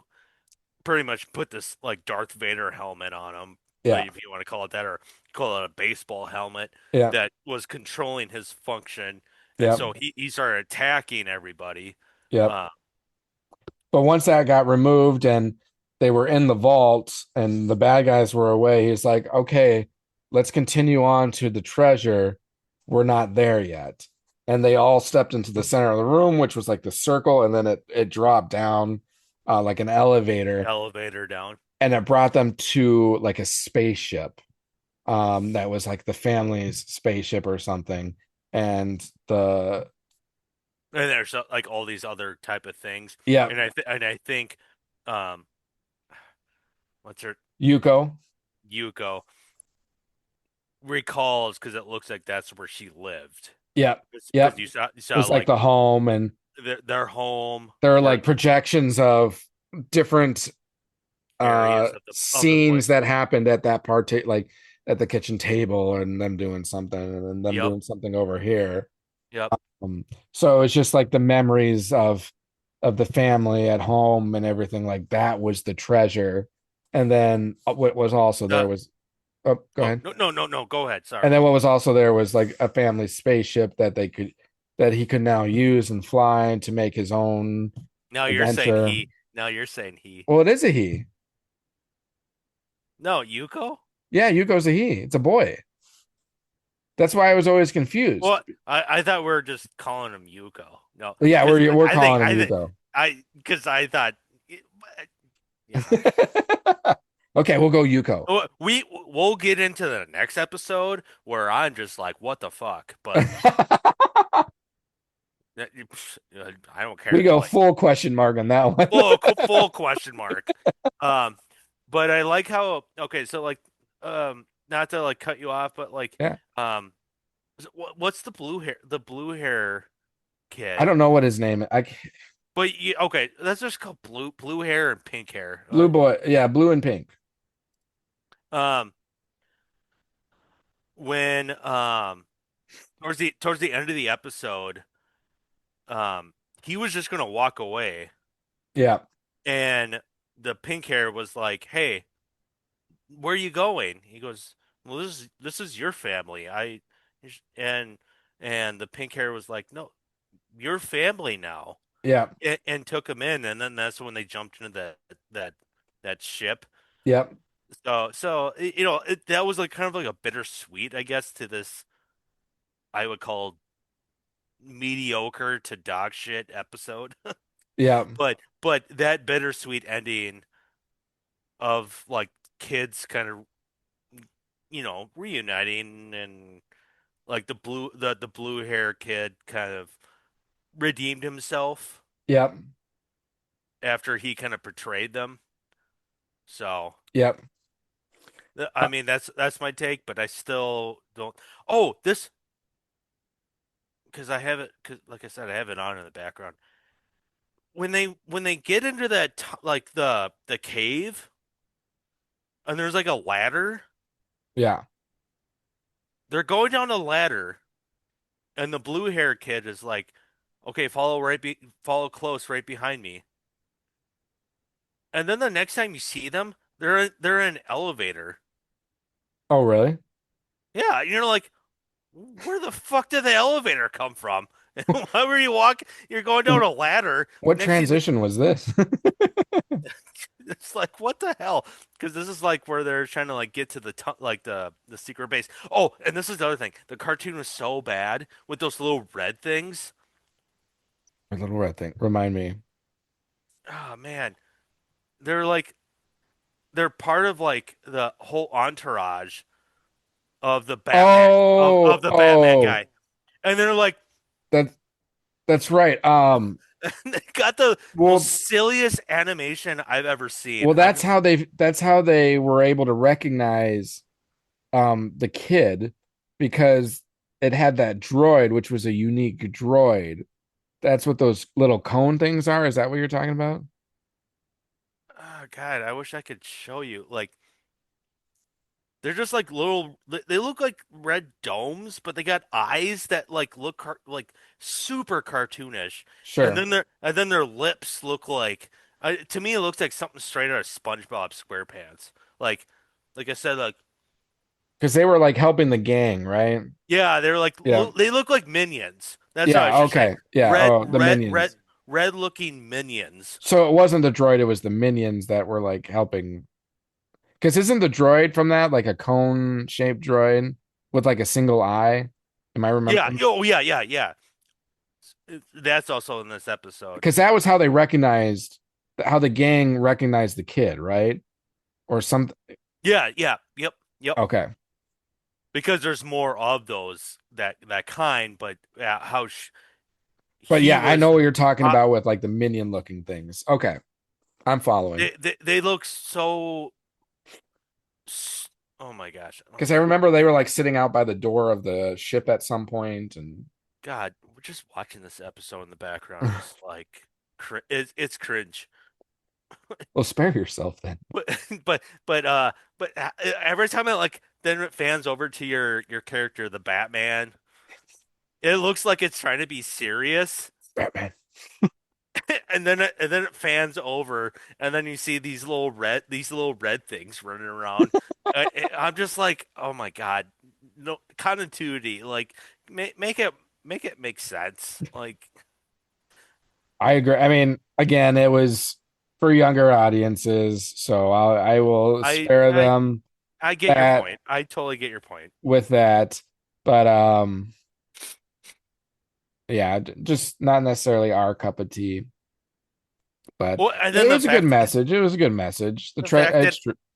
the fact that every time the big teddy bear droid, like he just like falls over, it's just like spread eagle, just like I'm just like, oh my God. Like, I mean, who doesn't want a big teddy bear droid with that's a microwave? Come on. We all want that. It's ridiculous, but I wouldn't say no to it. If someone comes up to you, hey, do you want a teddy bear droid that's also a microwave that will follow you wherever you go and lead you to treasure? Be like, sign me up for that. be like, yeah, I got some leftover pizza I gotta warm up. Yeah. Hey, but pizza's better in like a convention oven or, toaster oven. Microwave, it just gets soggy. You need to reheat pizza in like an oven, right? Yeah. Oh, Yeah, you like microwave pizza. You're probably one of those that like no, cold. no. I You mean, like cold pizza too, don't if you? oh yes, Oh, yuck. Gross. really? You Yeah. don't like cold pizza? No, I mean, no, in a pinch, I no, will I go. won't even. I hate But cold pizza. if I have a preference, it definitely needs to be warmed up. In a pinch, yeah, the microwave. In a pinch, I'll do microwave, but I won't That's do what cold that's pizza. what that's like a lot of times where I'm like I'm hungry and I need something now. In a pinch, microwave's the way to go. But I mean, But I totally get. Put a toaster oven yeah, or in the oven itself. It just it you that need that takes crisp crust again. You don't want soggy crust. yeah.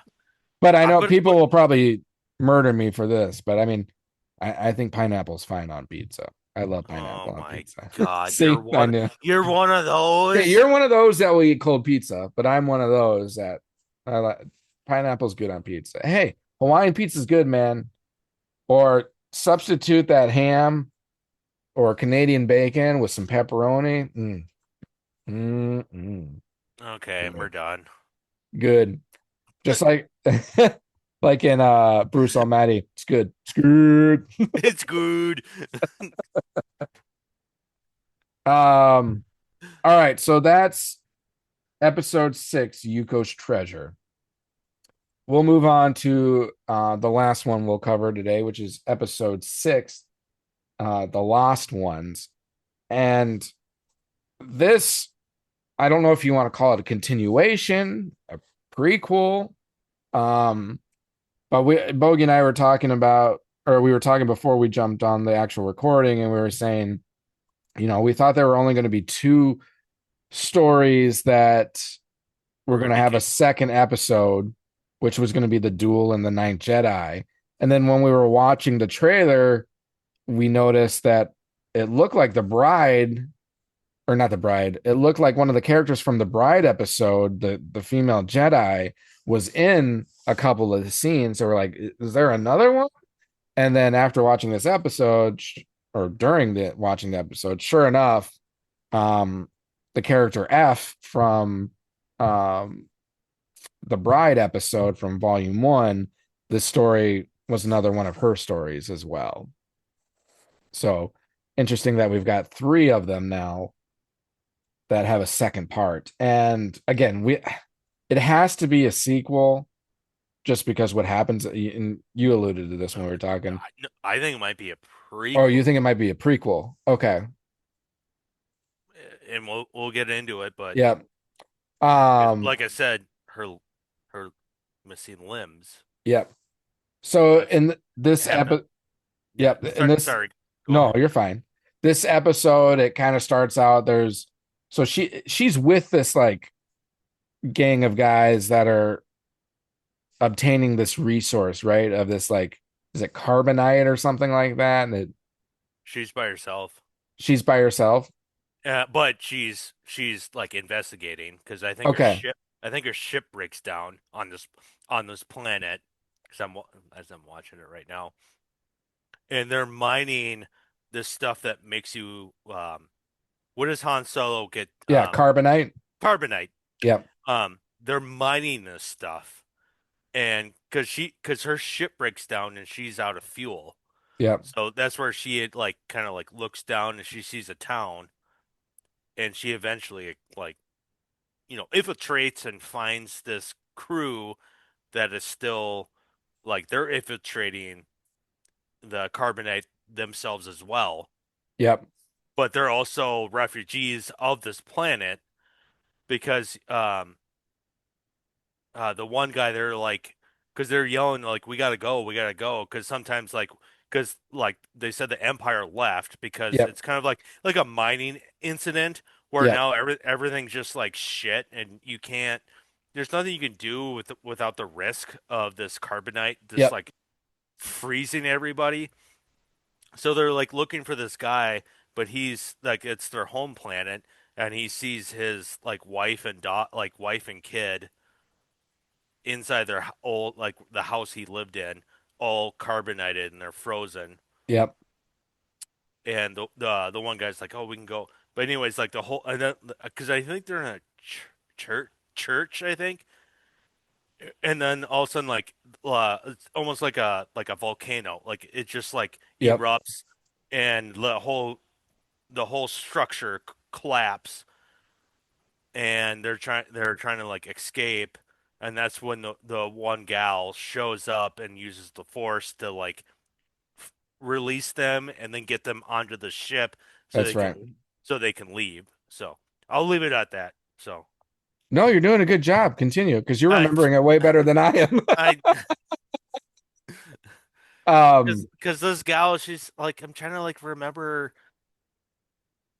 I almost want to rewatch if she was in that episode that we're talking about before. She's got a scar down her face. Um, and then the ship they fly away in. That's in one of the movies, isn't it? It looks so familiar for the like design. I think that ship is in that Bride episode, if I That recall. oh, maybe that's where I'm thinking. If I You know, recall, I could be totally wrong, but that's what I'm thinking. but this is weird. What do you what's your thoughts on this whole like aspect thoughts of this episode of like a carbonite like it, like a carbonite gas Hmm. and then just like everything just turns into Han Solo like y- y- Yeah, well, it's interesting because I mean, if you think about it, they've had to have. I mean, of course, this is non-canon, so technically, it's no relation true. directly with Could it. Could be their interpretation of it, but hmm even in like in universe canon Star Wars, they had to have discovered carbonite somehow. So was it more just like a freezing mechanism, or was it natural resource like this? And you would see the destruction it would cause and the effects like if there was like an eruption of carbonite, it would just freeze people. So then they're like, ooh, this is a technology we can harvest and use in terms of capturing people and keeping them alive, but not but but freezing them like freezing them. captivating them Yeah. and not yeah Restraining them in a certain way where restraining they're yeah not doing anything, but still alive. yep So I mean, it's definitely a fascinating take on carbonite. And there would obviously be a need for harvesting this resource with that technology for those purposes. So I thought I thought it was pretty well done. I yeah no I Creative. like the interesting concept of bringing that in Yep. to a Star Wars like okay where you get this from Yep. and while and not to cut you off No. so while I'm playing this episode what I liked about again I think of the three we've watched this one was probably my favorite Okay. um because right now they're back on that okay but this part I'll give it a knock that ship looks so fucking weird A big they're turd. like their refuge ship that Yeah. they're on Wasn't it like big and brown and yeah like part rock part ship part yeah, like you said giant turd. turd in space. I was like, what the fuck is this? Anyways, but some of the other characters though that are in this episode, I liked. I mean, clearly it's not the guy. I mean, because this is not canon or anything. Right. But in Attack of the Clones, when Obi-Wan goes to find out where the dart, like the trank Yeah. dart, the guy that was at that like restaurant. Yeah. What is it? Dax or Dax Diner? I think it was a Dex. Dex.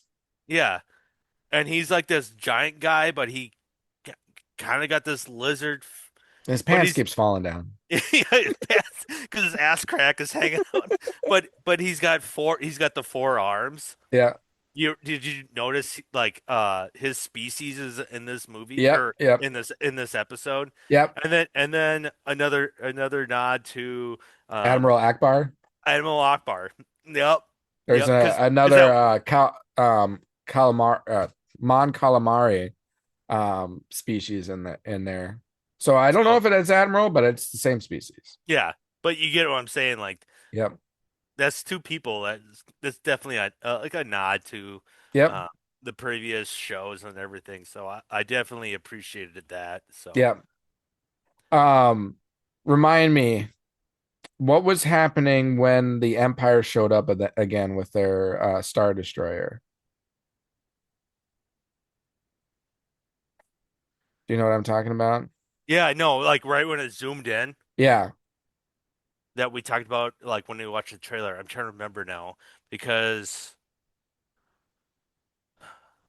because I'm spacing on the middle part of this oh, episode.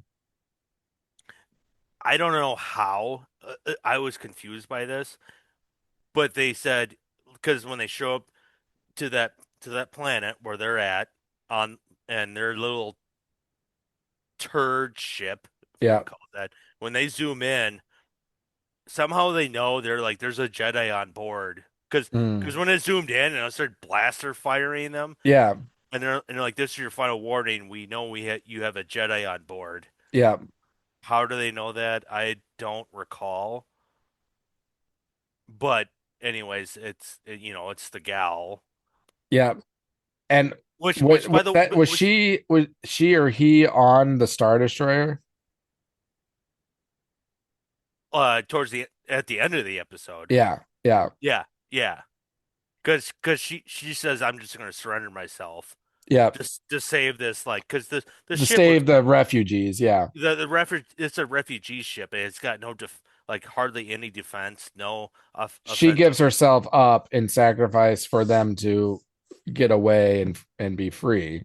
and that's when like the because like the when she saved the people on the planet, like when she used the force, she saved one of the like the blonde haired guys, and he ends up going with her Yep.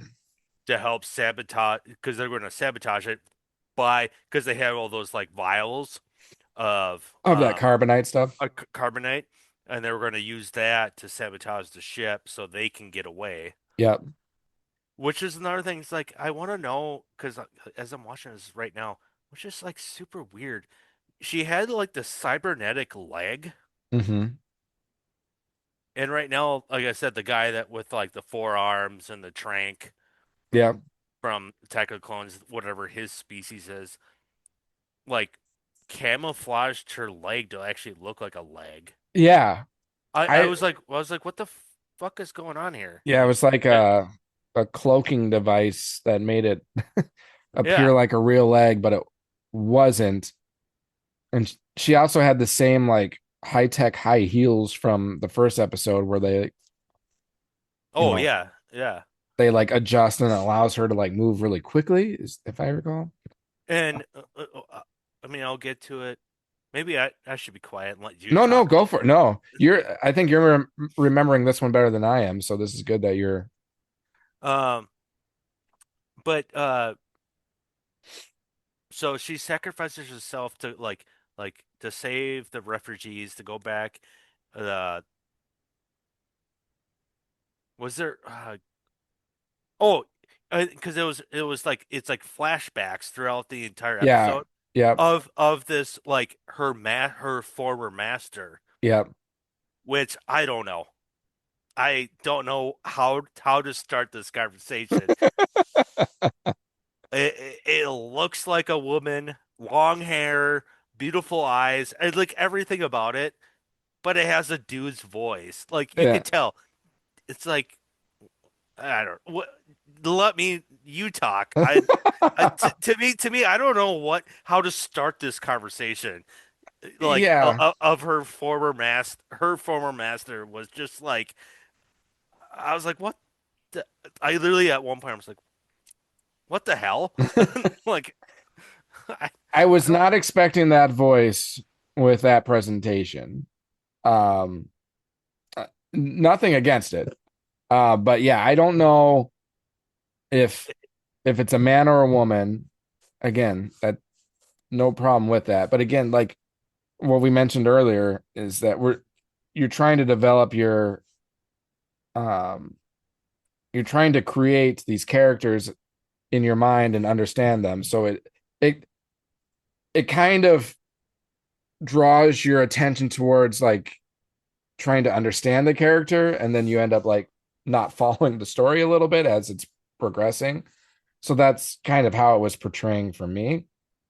Um, but yeah, I mean, I it was her master that had fallen, I guess, because now she's the master is a Sith. Did they get behind how she became a Sith? I'm gonna say she because that's what like it appeared to me. Um, She never became a Sith.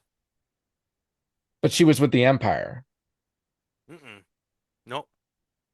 Okay, what am He I mi- he he he switched like or I don't know, he she whatever. Well, We're that's what get, I'm we're, saying we're is the master switched. the master That's what I'm switched. saying. Yeah, That's what yes. I'm not But not F. this is where I get confused because she said you can't be alive. I saw you die Right. because there was a flashback scene, and that's where I get confused. So it's like, who is this? Because there's like I think it truly was the master. you really think it's not some weird No, because like illusion or something that's like because it's anime. You don't know right. like the direction and everything of like where. Because I do remember before because just to jump, they end up dueling, they fight, and F kind of sacrifices her body and like detonates one of those carbonite things on her, so like the carbonite starts spreading on her former master. um and as it's like Yeah, engulfing her, uh the the character makes the comment, "My, you've grown," which alludes to, and then F responds, "Master," or something like that, alluding to that it was the master. And the master was commenting to the student, "You've grown because you were able to like defeat me, overcome me." oh, okay. Does that make sense? Yep. I can see. Tell me, That's how I and interpret it. you're telling me I don't. You got a good memory too. Like I kind of forgot the details of that. Well, I watched these last night, and obviously as I'm watching them, we're getting later into the evening as I'm getting into the later episodes, and I was fighting staying awake towards the end of this one, and I haven't had time to watch it a second time through. So I'm basing off my initial reactions of watching it once. So that's why I kind of spacey in the middle of this, but I do recall um when F defeats the Sith, that she makes the Sith whatever makes the comment, that you've grown, calls by name or something and mentions that you've grown, and then the F realizes that it truly was her master. That was my interpretation of it, at least. And then the blonde haired dude comes and like rescues her. So like she rescued him, and now he rescues her. But she's like missing what, All over. almost all of her limbs except one arm, if I remember Yeah. correctly. Yep. Just the one arm. And Uh I find it funny because I think we talked about, as I just saw a scene of like her former master was asked like I think asking her to join, you know, be on him, he or she side, whatever, him. yep. Um, but then he like, and she's in this like, what is it, like a dome simulator, Yeah. that's why I was starting to get really confused because all of a sudden like the field turns into roses. Mm-hmm. And the master said, "You set this next to my grave, or wherever he was put to rest." Mm-hmm. That's why I was like, the whole time I thought this is like a weird simulation Simulation.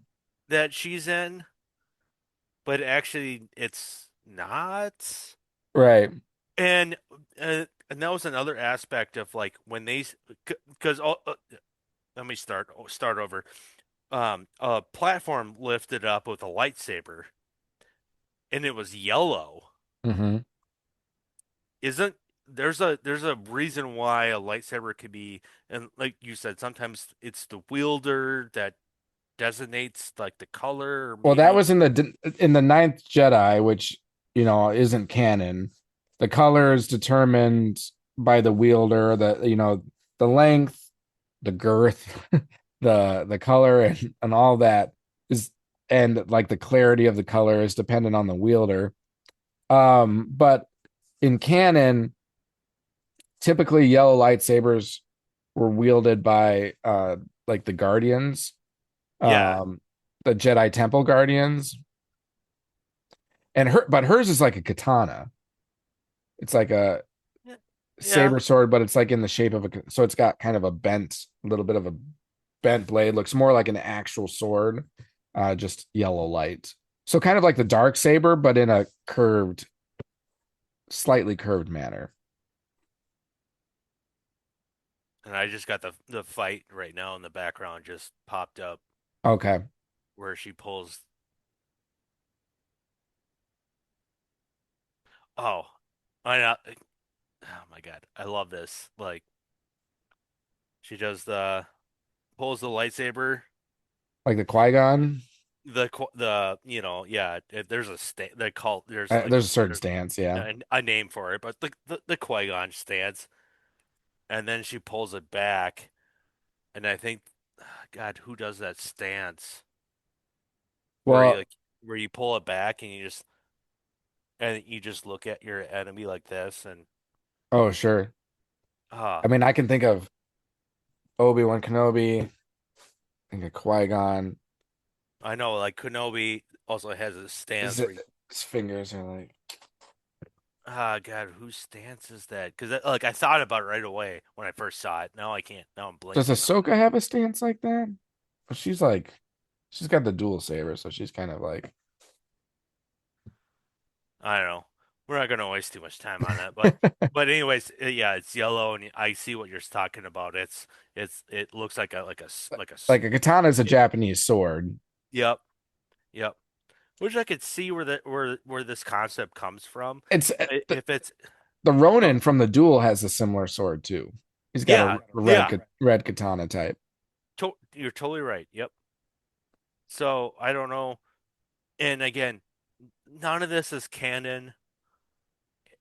Each artist is doing their own like episode to make entertainment. Yeah, So I we could talk about it like, but is it really like Star Wars? Yes and no. Like that's the answer. Yes and no. yeah. Like Like in my opinion, I can be entertained and feel like it's like a Star Wars flavor to it. Um, exactly. but Yep. obviously I'm not holding it true. Like I'm not going to hold it at the same standards of like a TV or a Star Wars show or a Star Wars movie. Like those really need to follow, in my Ca- opinion, like George Lucas's vision of what Star Wars is. This is more like testing ground, just Yep. make something kind of exciting and fun to watch with an element of Star Wars to it. I'm okay with that. And this one, again, similar to the first episode we talked about tonight, like the anime, this is the type of anime I'm used to watching visually, the art, like it looks good. Soundtrack of this one was a lot better.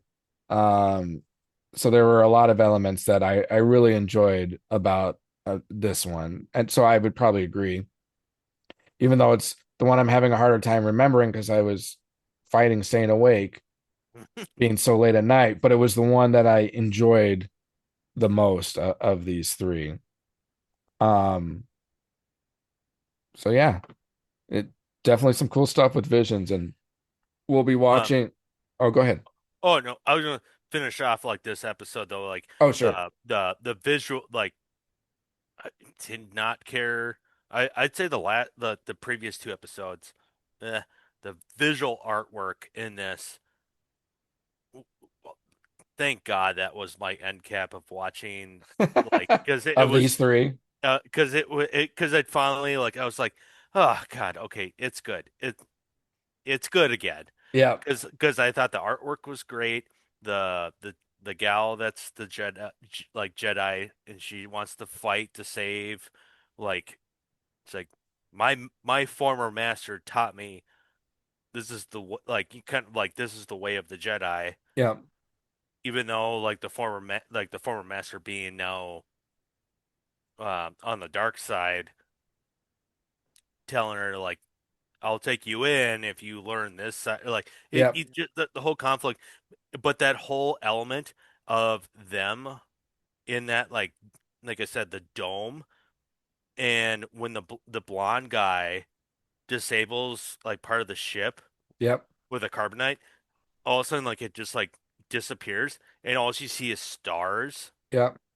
That was beautiful. Yeah, it was. Absolutely beautiful. And that's when they start doing a lightsaber battle. Yep. And so I was like, this is awesome. And then the whole trickery, I did not see that coming, where she gets literally Anakin Skywalkered, Yeah. where like all of her limbs except her one arm just gets severed, all for her just like to plant the carbonite on her former master. Yep. And then he starts like, freezing up and everything. The blonde guy saves him. My question to you though, and when I was watching this scene, because she already had a prosthetic leg, Mm-hmm. there was a scene where like her leg like opens up, but it because they're fighting in a rose garden Yep.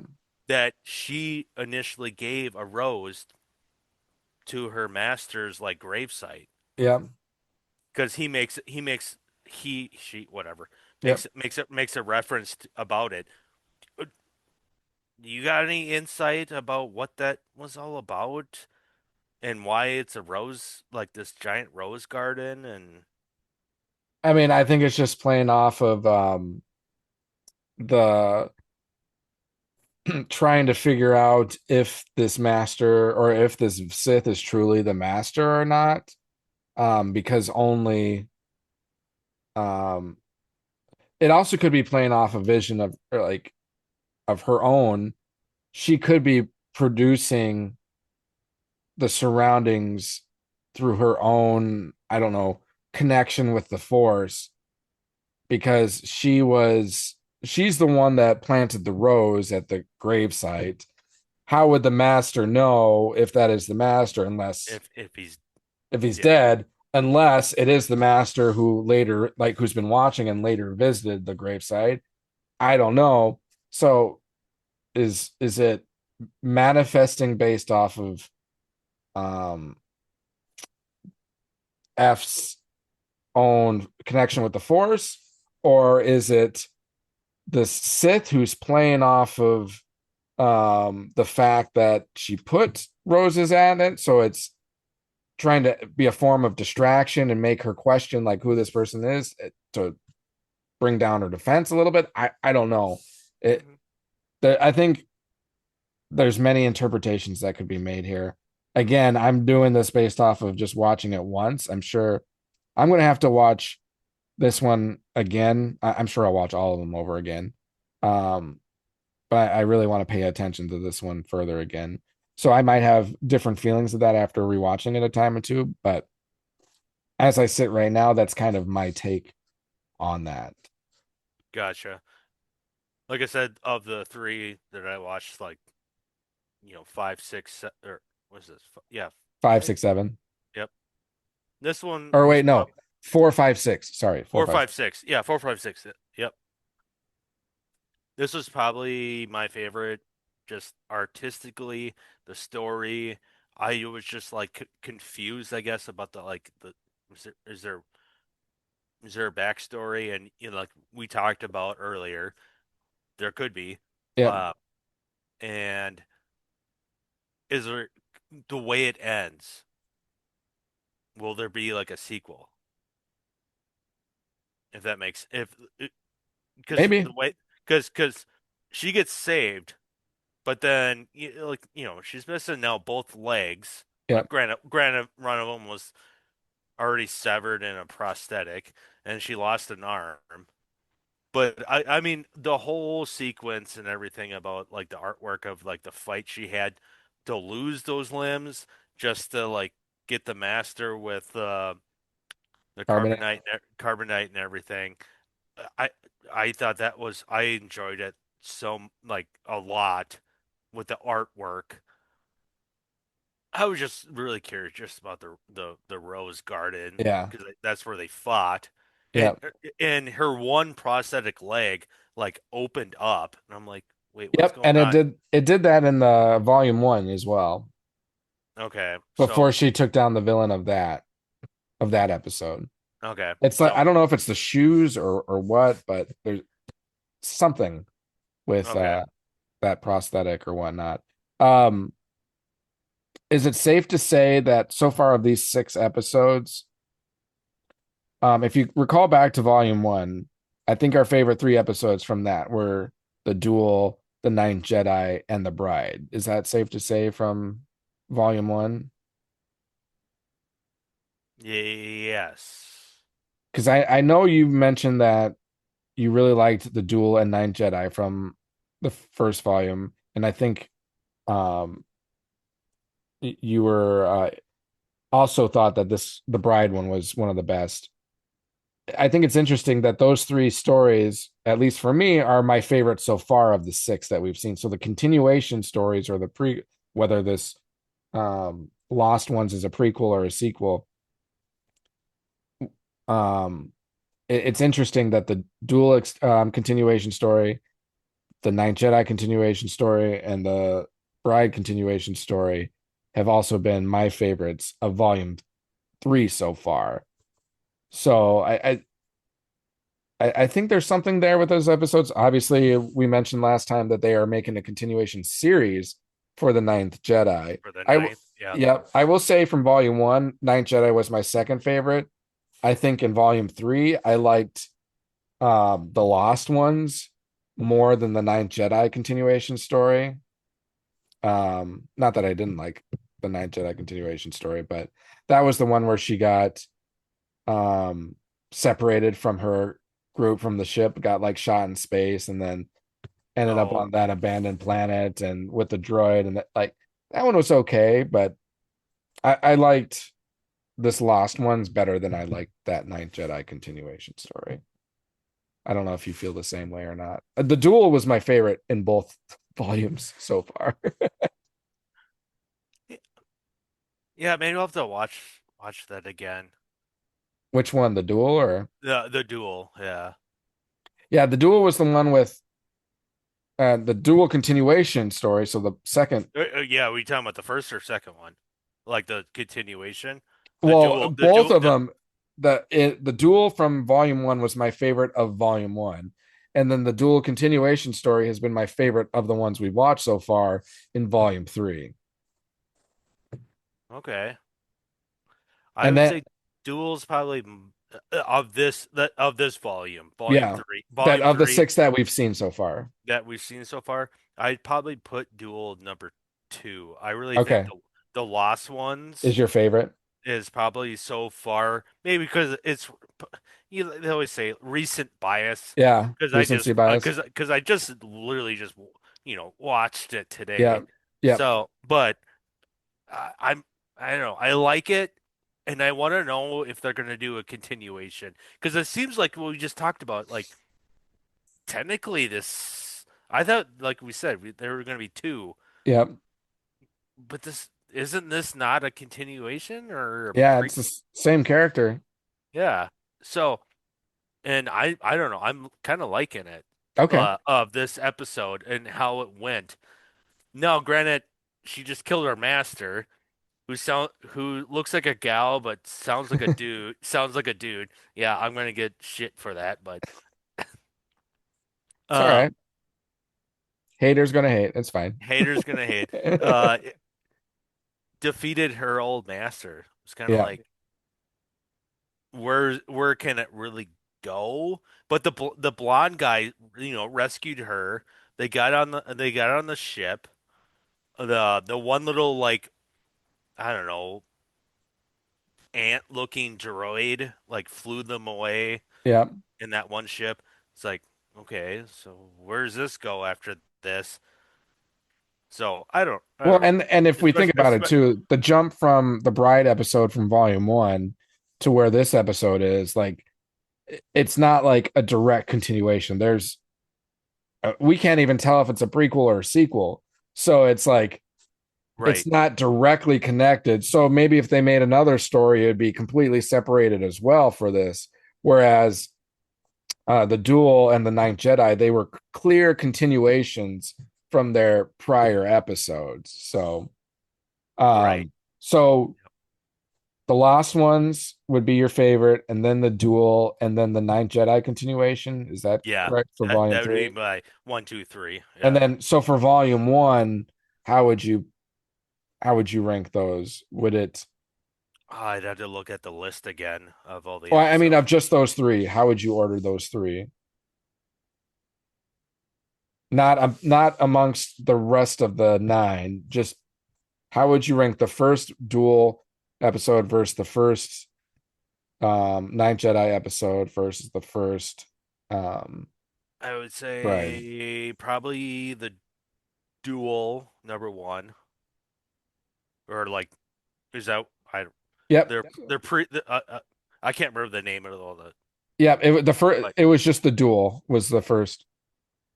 I mean, I could probably pull it up right here really quick, but yeah, Duel #1.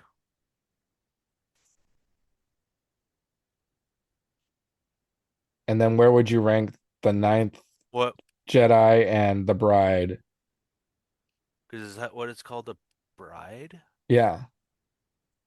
It was like the sixth episode or fifth episode No, I don't see it. from Volume One. Uh-uh.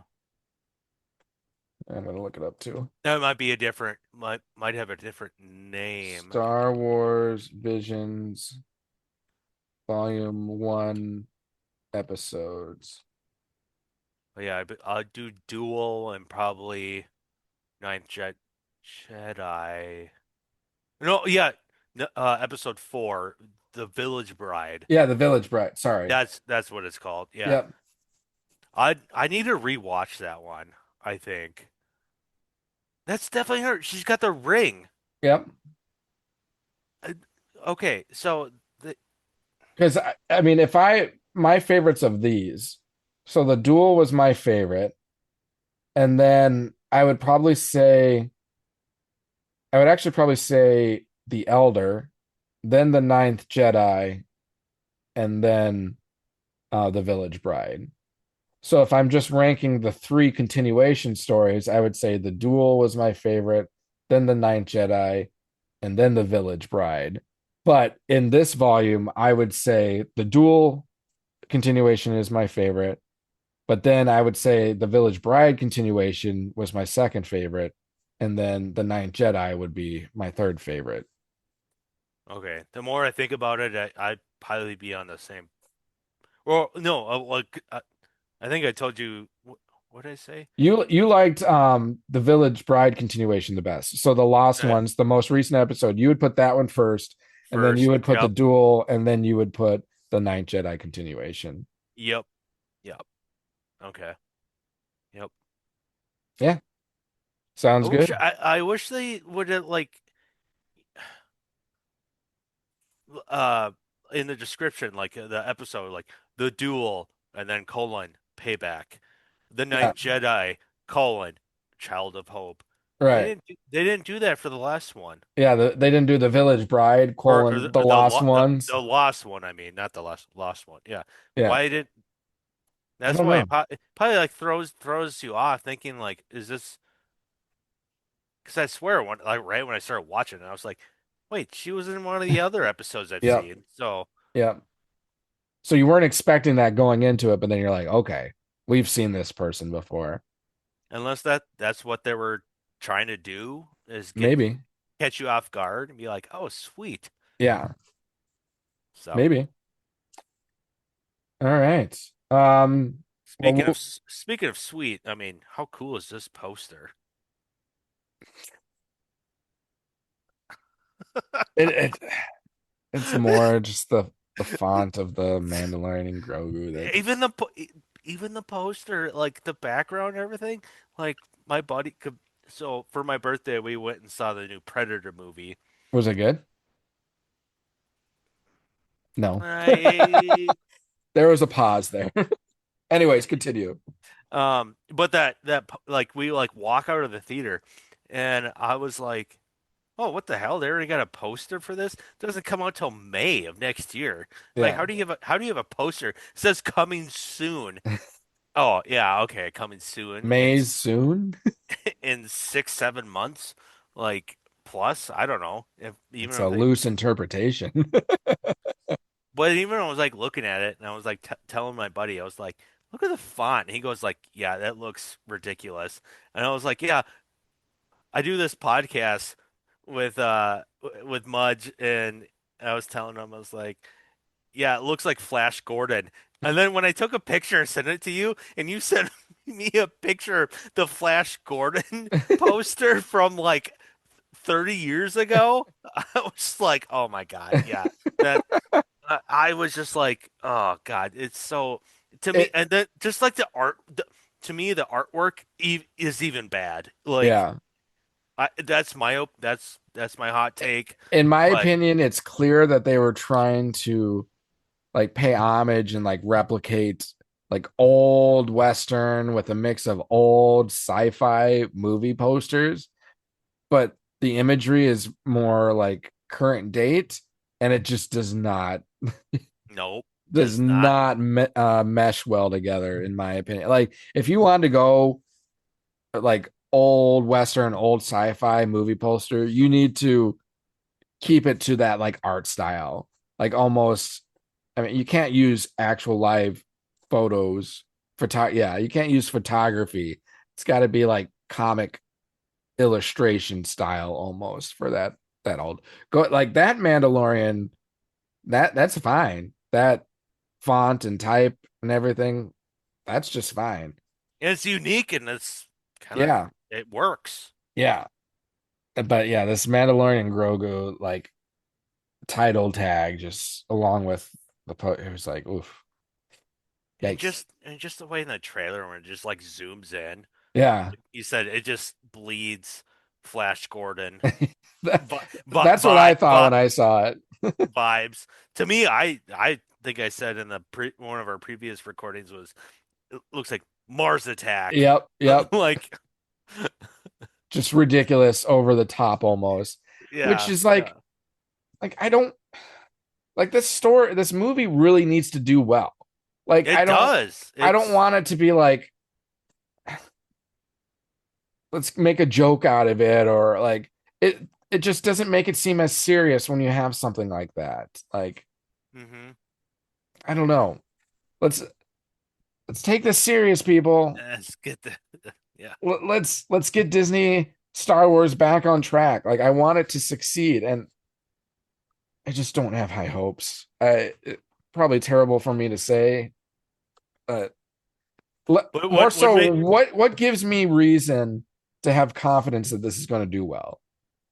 Like whether or not I like the movie when it comes out, just even like fan reception and how like split it is. Like how am I supposed to have confidence that this will do well and create like positive momentum for Star Wars? well Like that's the why only like the expectation level is down to yeah. here. So then when we go, be like, oh damn, that was actually fucking good. Yeah, but even if we like it, like Well, are we're gonna talk about it. No, but there's so many people that are also just so set in their mind that they want it Star Wars to fail that they're going to be like, "Oh, this was terrible," you know? true, true. So, again, whether I like it or not, I mean, I have high hopes for it doing or I do not have high hopes for it being successful. I don't know what my hopes are for how I think I'll like it. If you take away season 3 of Mandalorian, I'd tell you like I'm so excited. Like this this show is bringing back Star Wars and what it should be. And then season 3 happened. I'm like, we had it. We had it. We had something cooking, and then we just trashed it. Um, I shouldn't say trashed it because there were still some decent things, but there were a lot of terrible things in that season 3. Um, Come on, rebellion is built on hope. I I think know. that's 2 weeks in a row I've got the chance to quote that. Rebellions are built on hope. But you can't have hope without also the feeling of doom, right? Like if everything's going well and everything's fine, is it possible to have hope? Because what are you hoping for if everything's good? So you Well, have to have an element of doom to have hope. I I mean, yes, but So, right? Right. Okay. yeah, yeah. Touche. Touche. Touche, touche, touche. You got me. You got me there. It's just like you can't have good if you don't have evil. You can't have hope if you don't have the thought of being screwed. um, I was just thinking of the scene in um Rogue One where yeah, literally nobody was on board. yeah. Everyone's like, "Fuck this. We're not gonna attack whatever planet and get the Seraph Death and get the plans. scare and get the Death Star plans." Everyone was like, "Fuck this," and then it wasn't until the one gal was just like, "Rebellion was built on hope." Yeah, So that's what got people like, because they were ordered to stand down. yeah. Then you get not General Akbar, but Admiral whatever. Radis. Admiral Yeah, Radis. yeah. Got everyone on, like his fleet was going. Everyone was like, screw what the high command says. Yeah. Screw Fuck the it, council. council. We're fucking doing this. Yep. Well, because Jin and Cassian, they're like, we're Cassian. going, whether we're getting support or not, we're going. And then I think Admiral Radis was inspired by that and being like, if they're going, we're going to Yep. support. We're bringing in the cavalry. Yep. Um, and then yeah, and I So totally get it. that's I what I'm totally saying. get it. Like we could all Totally get it. be Debbie Downers, but some of us can say, "Hey, rebellion was built on hope." So there's hope. So that's my cheesy Cordy. And I do. That And, is Rogue One and the Andor or seasons are so good. were the best Disney Star Wars we've gotten. So there, we do know what Disney is capable with Star Wars. It's just, can we maintain that level of excellence, please? Can we not have like And some Acolyte? Can we not have? of Mando was good. Oh yeah, season 1 and 2, Mando. it was season 3 that was like, Season 2 was peak Mando. Like, oh dude, God, yeah. such a great scene. Like I cried and I almost cried at the end of that last episode of season 2. When Luke takes Grogu away. Is Oh, that just seeing Red 5 come through and oh like yeah. you're like, I know who that is. I know who that is. And then you see like his cloaked figure walk like beyond the camera and you see that green lightsaber and you're like, oh yeah. And Him. I love what's her name that got banned, but Cara she's Dune. yeah, where she's like, "Oh, great, another X-wing." Yeah. What is that gonna do? What's that gonna do? One Little do X-wing? you know. It's That's what the that's it. X-Wing. And then she's like, "Oh, there's something coming in." And she's like, "One X-wing? Oh, great. What's that gonna do?" Yeah.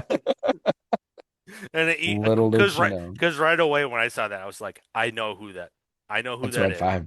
It's Red 5. Yep, It's Luke Skywalker. He's there. it's Red October standing by. Big Red standing by. Big Red standing by. Ah, I love referencing that scene. And I love when someone knows what I'm referencing. oh yeah. Oh Uh, yeah. the Family Guy. Oh my God. Blue Harvest, is that what Family Guy Yeah, Blue Harvest? yeah, Which was yep, the project? yep. Was that the project name for Star Wars? I forget. I think so, but One of the movies, I think it was the project name for it. Blue Harvest. Red October standing by. yeah, it sounds like Sean Sean Connery. Connery. Big Red standing by. It's And like a strip of it's actually gum. like a bubble gum like Yeah, wrapper, from just Big like Red. big red standing by. Oh, that genius. I wish they would do the More. prequel trilogies and then the sequel trilogies. Like, just do Oh it. God, that It'd would be be so so good. great. Come on, Seth, do it. Yeah, Seth MacFarlane, call up Seth MacFarlane, ask him like, what's taking so you long? need to finish these. These were the best Family Guy episode. I mean, Family Guy is great in its entirety, but Those were some of my favorite episodes because like every moment, like all the things you had questions about from watching the original trilogy, like they really captured on that. Oh Like, yeah. why do we even wear this armor? Like, This armor's this useless. is nothing.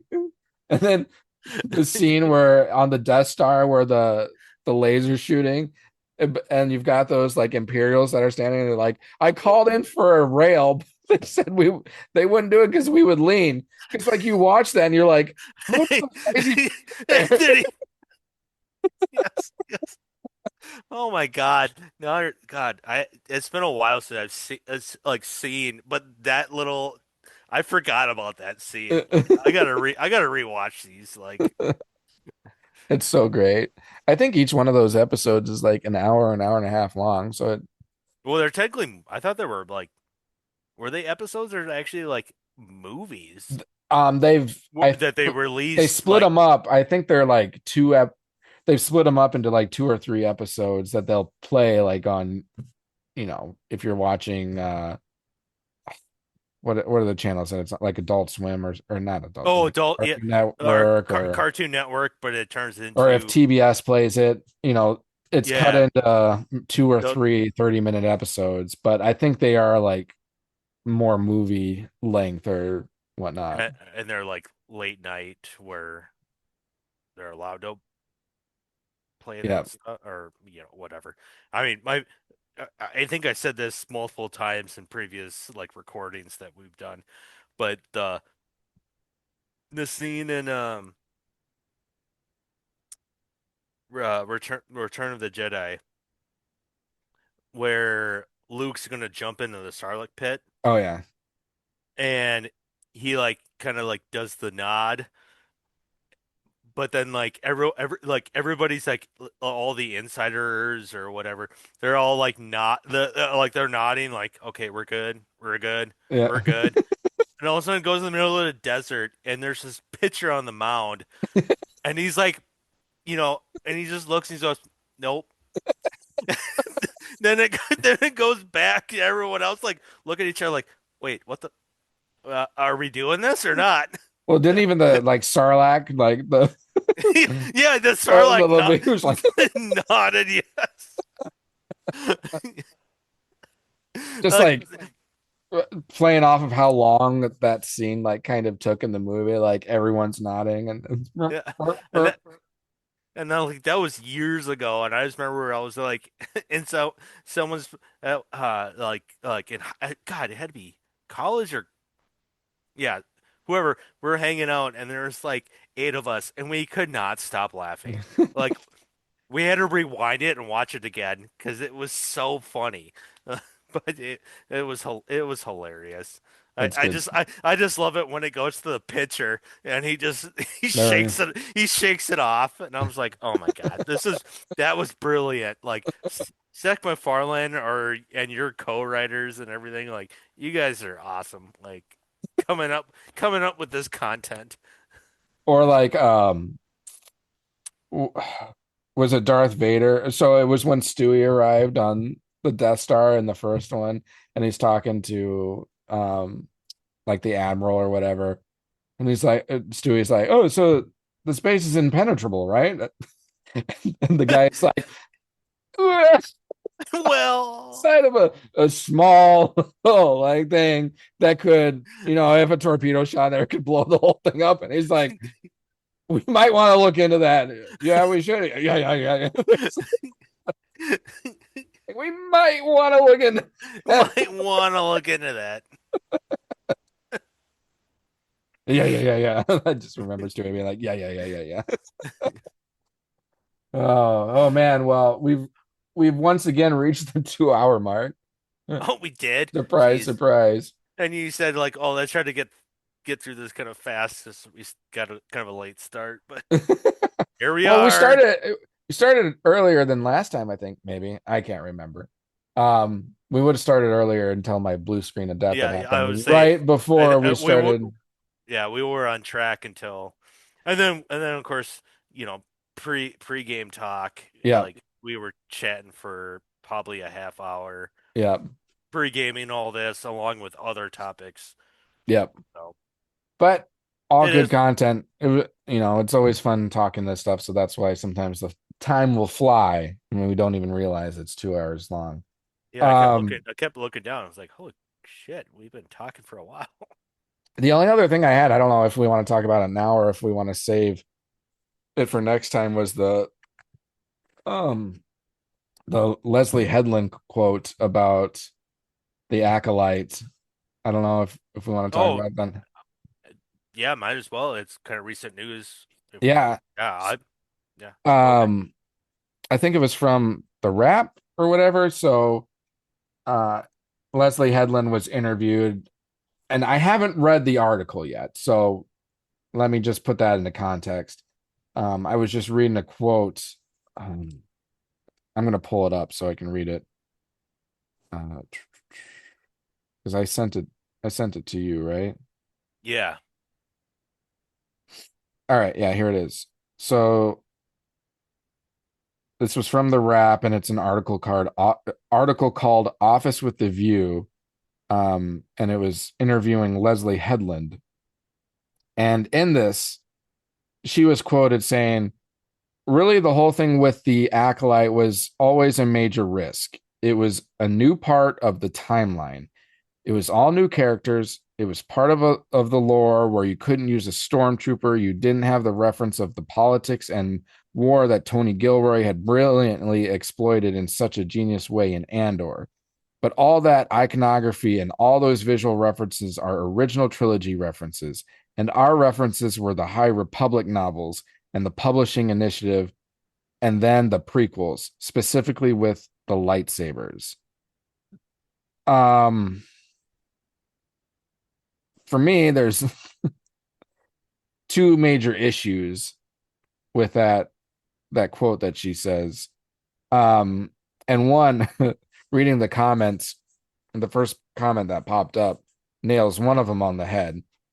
And this person says, if she thinks that it being a new era was the reason the Acolyte failed, is essentially the reason why she failed.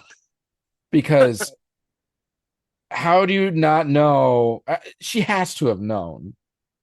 Um, but I don't know if she just didn't utilize it. But like there's plenty of content of Star Wars out there that's in the Old Republic.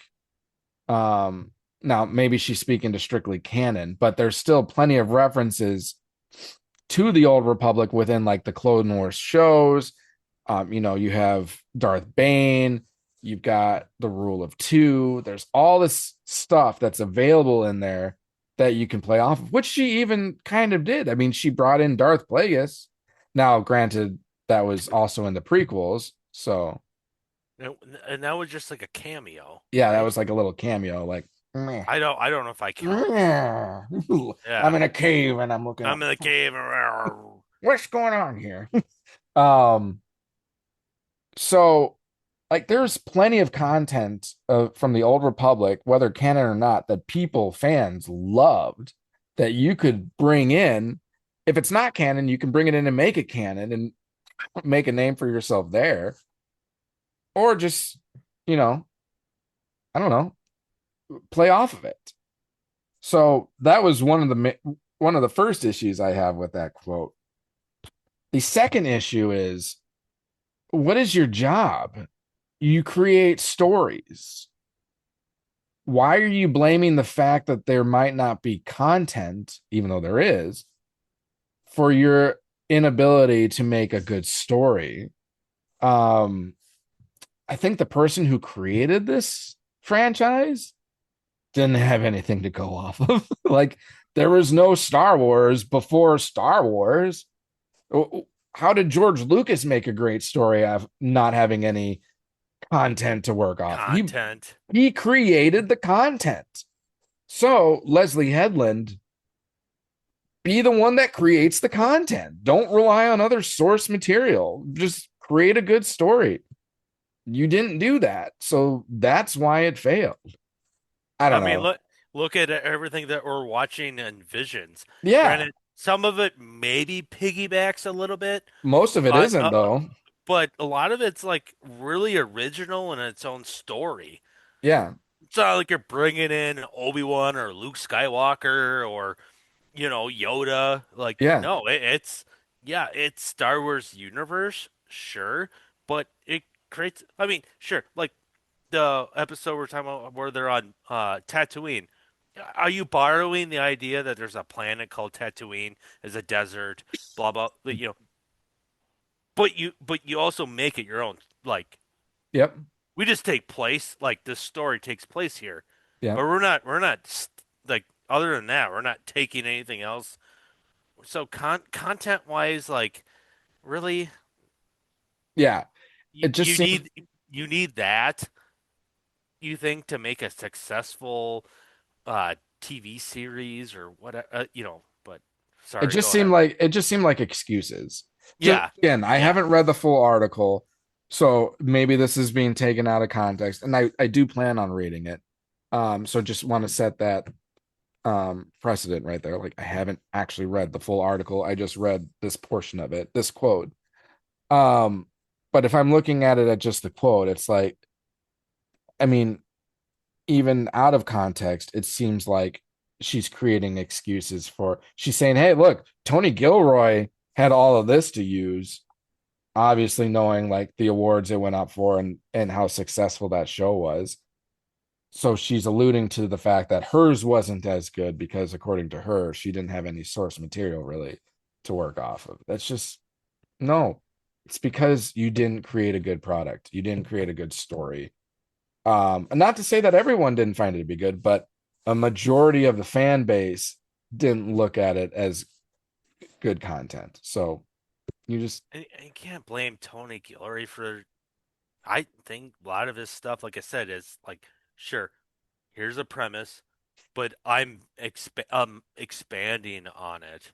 yep, And what John Favreau that did Mando, yep, same thing, but taking my own like my own like here's Star Wars, but I'm gonna expand the universe yep, with my own take, and I'm gonna exploit like the whole like kind of like the Mandalorian universe. yep. Um, so I don't know. That's like you said, it's excuses Mm-hmm. for the failure of the show Yep, of the acolytes. Because like I yep. said, I barely watched any of it, barely got through an episode, and I was like, this is not good. Well, I would still encourage you to watch the whole thing. Oh Um, yeah. I would. I mean, I would encourage you to watch.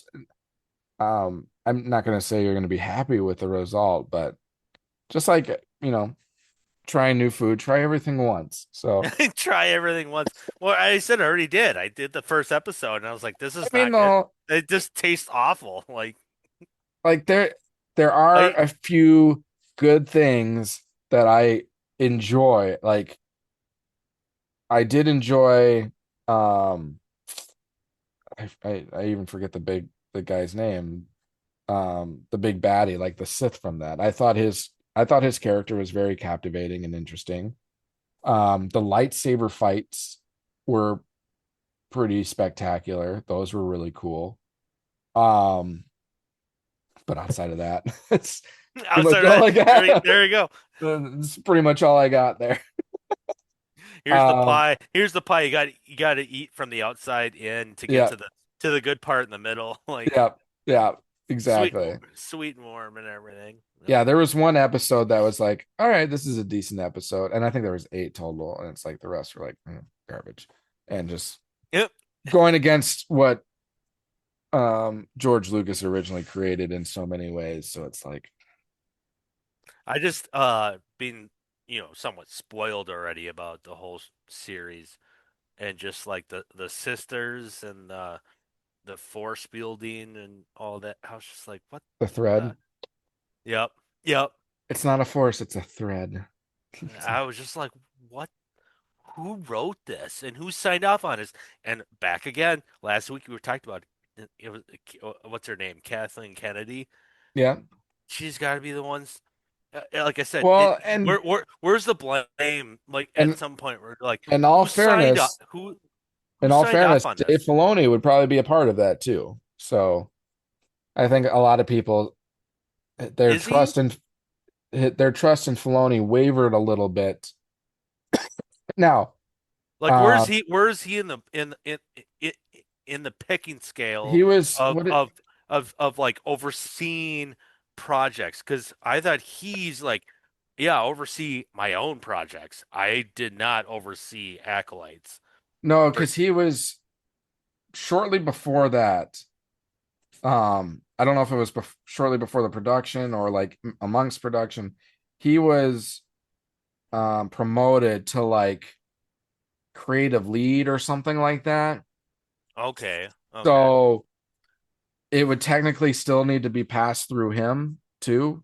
So he gave it the okay, but I mean, depending on who you talk to, there are some people that are like, he was kind of put in a position that he needed to just because he was just promoted. What is he going to do? Like go against what like Kathleen Kennedy wanted as soon as he gets put into role, or you know, so he might have been in a between a rock and a hard place, yeah, true. Yeah, but that's a at the good point. same That's a good time, point. like if his reputation is on the line and he saw this, and he is such a follower of George Lucas's vision of Star Wars, like his knowledge on that is so great. He's to me, he's like the next best visionary of Star Wars content after Yep. George Lucas.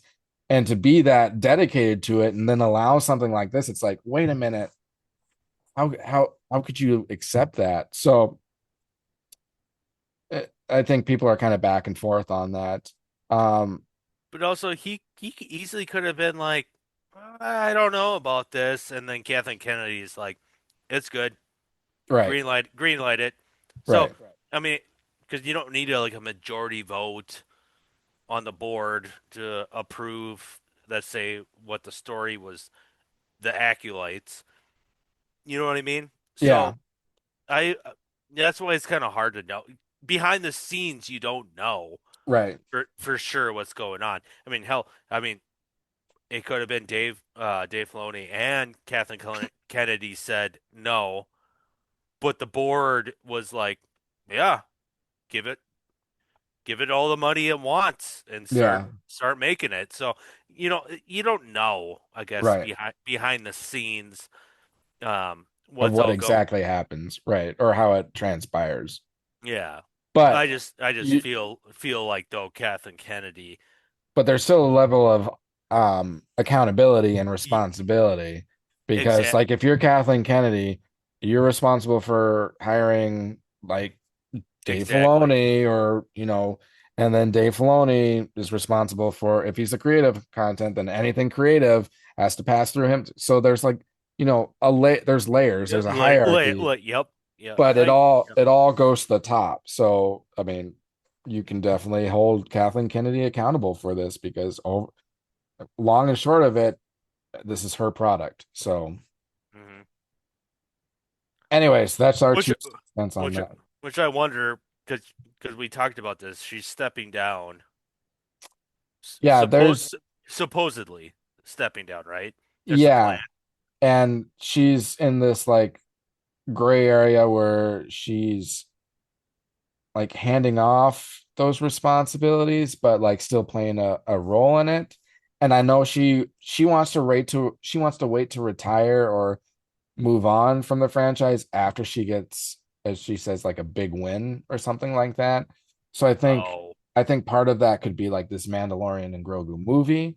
She's hoping this gets released and then does very well, and then she can like step back afterwards. But I don't know. Again, this is just it's all things which you hear about in like who would Star Wars news or articles. So like again, who knows what the actual truth is? It's just what we hear. who would you take? Who would you want to take over? I mean, my vote would definitely be Dave Filoni, but like who else? I just don't know how well Dave Filoni could run like because like you got to think about it. Kathleen Kennedy is also responsible for like merchandise, the business elements. Like she heads all of it. Whereas Merchandising, merchandising, merchandise, where merchandising. Dave Filoni is more like the storyteller. Like as long as Dave Filoni can be the storyteller Jon Favreau can be like the director or like the production leader, oversight on how the actual movie gets produced. Because Dave Favreau has more experience in live action than Dave Filoni. Dave Filoni is very much like more oriented with the cartoons, or his I would involvement say has he's been more of the animation animated. side. Yeah. So I don't know where his strengths in I mean, he did Ahsoka series. That was like his first live action Star Wars. Um, but he just doesn't have as much experience at where it's Jon Favreau. I mean, he's done how many Marvel movies and Well, Marvel. acting wise, I don't Yeah, but know. he played a part in the actual production too, didn't he? Oh, yeah, I think you're right. Not on all of them, but I think No, not all of them, but he but like the Spider-Man ones, I think he did, and yeah, then yep. so he's had successes, like movie successes in that. Uh I don't know. It's hard to Like, say. yeah, that's what I'm wondering. Like Like, people talk what? about like Kevin Feige, or I mean, would Tony Gilroy do well? I mean, maybe he's, but I don't know how well these people do from the business or the business elements. Because I know George Lucas, he True. did everything as an independent like film developer and everything, And but yeah, now it's and he he was targeting, like you said, like outside of just the movie itself, but like merchandise and all that kind of stuff. Like yeah, George Lucas kind of like oversaw all that and was, I would say, pretty good at it. yep, That's why he's got so much goddamn money that he was like, yeah, I'll sell Star Wars. yep, I'm already rich as it is. yep. And now is he regretting it? Yeah, yeah. Um, sorry, I was just hold on. I'm just making sure I don't hear a child screaming.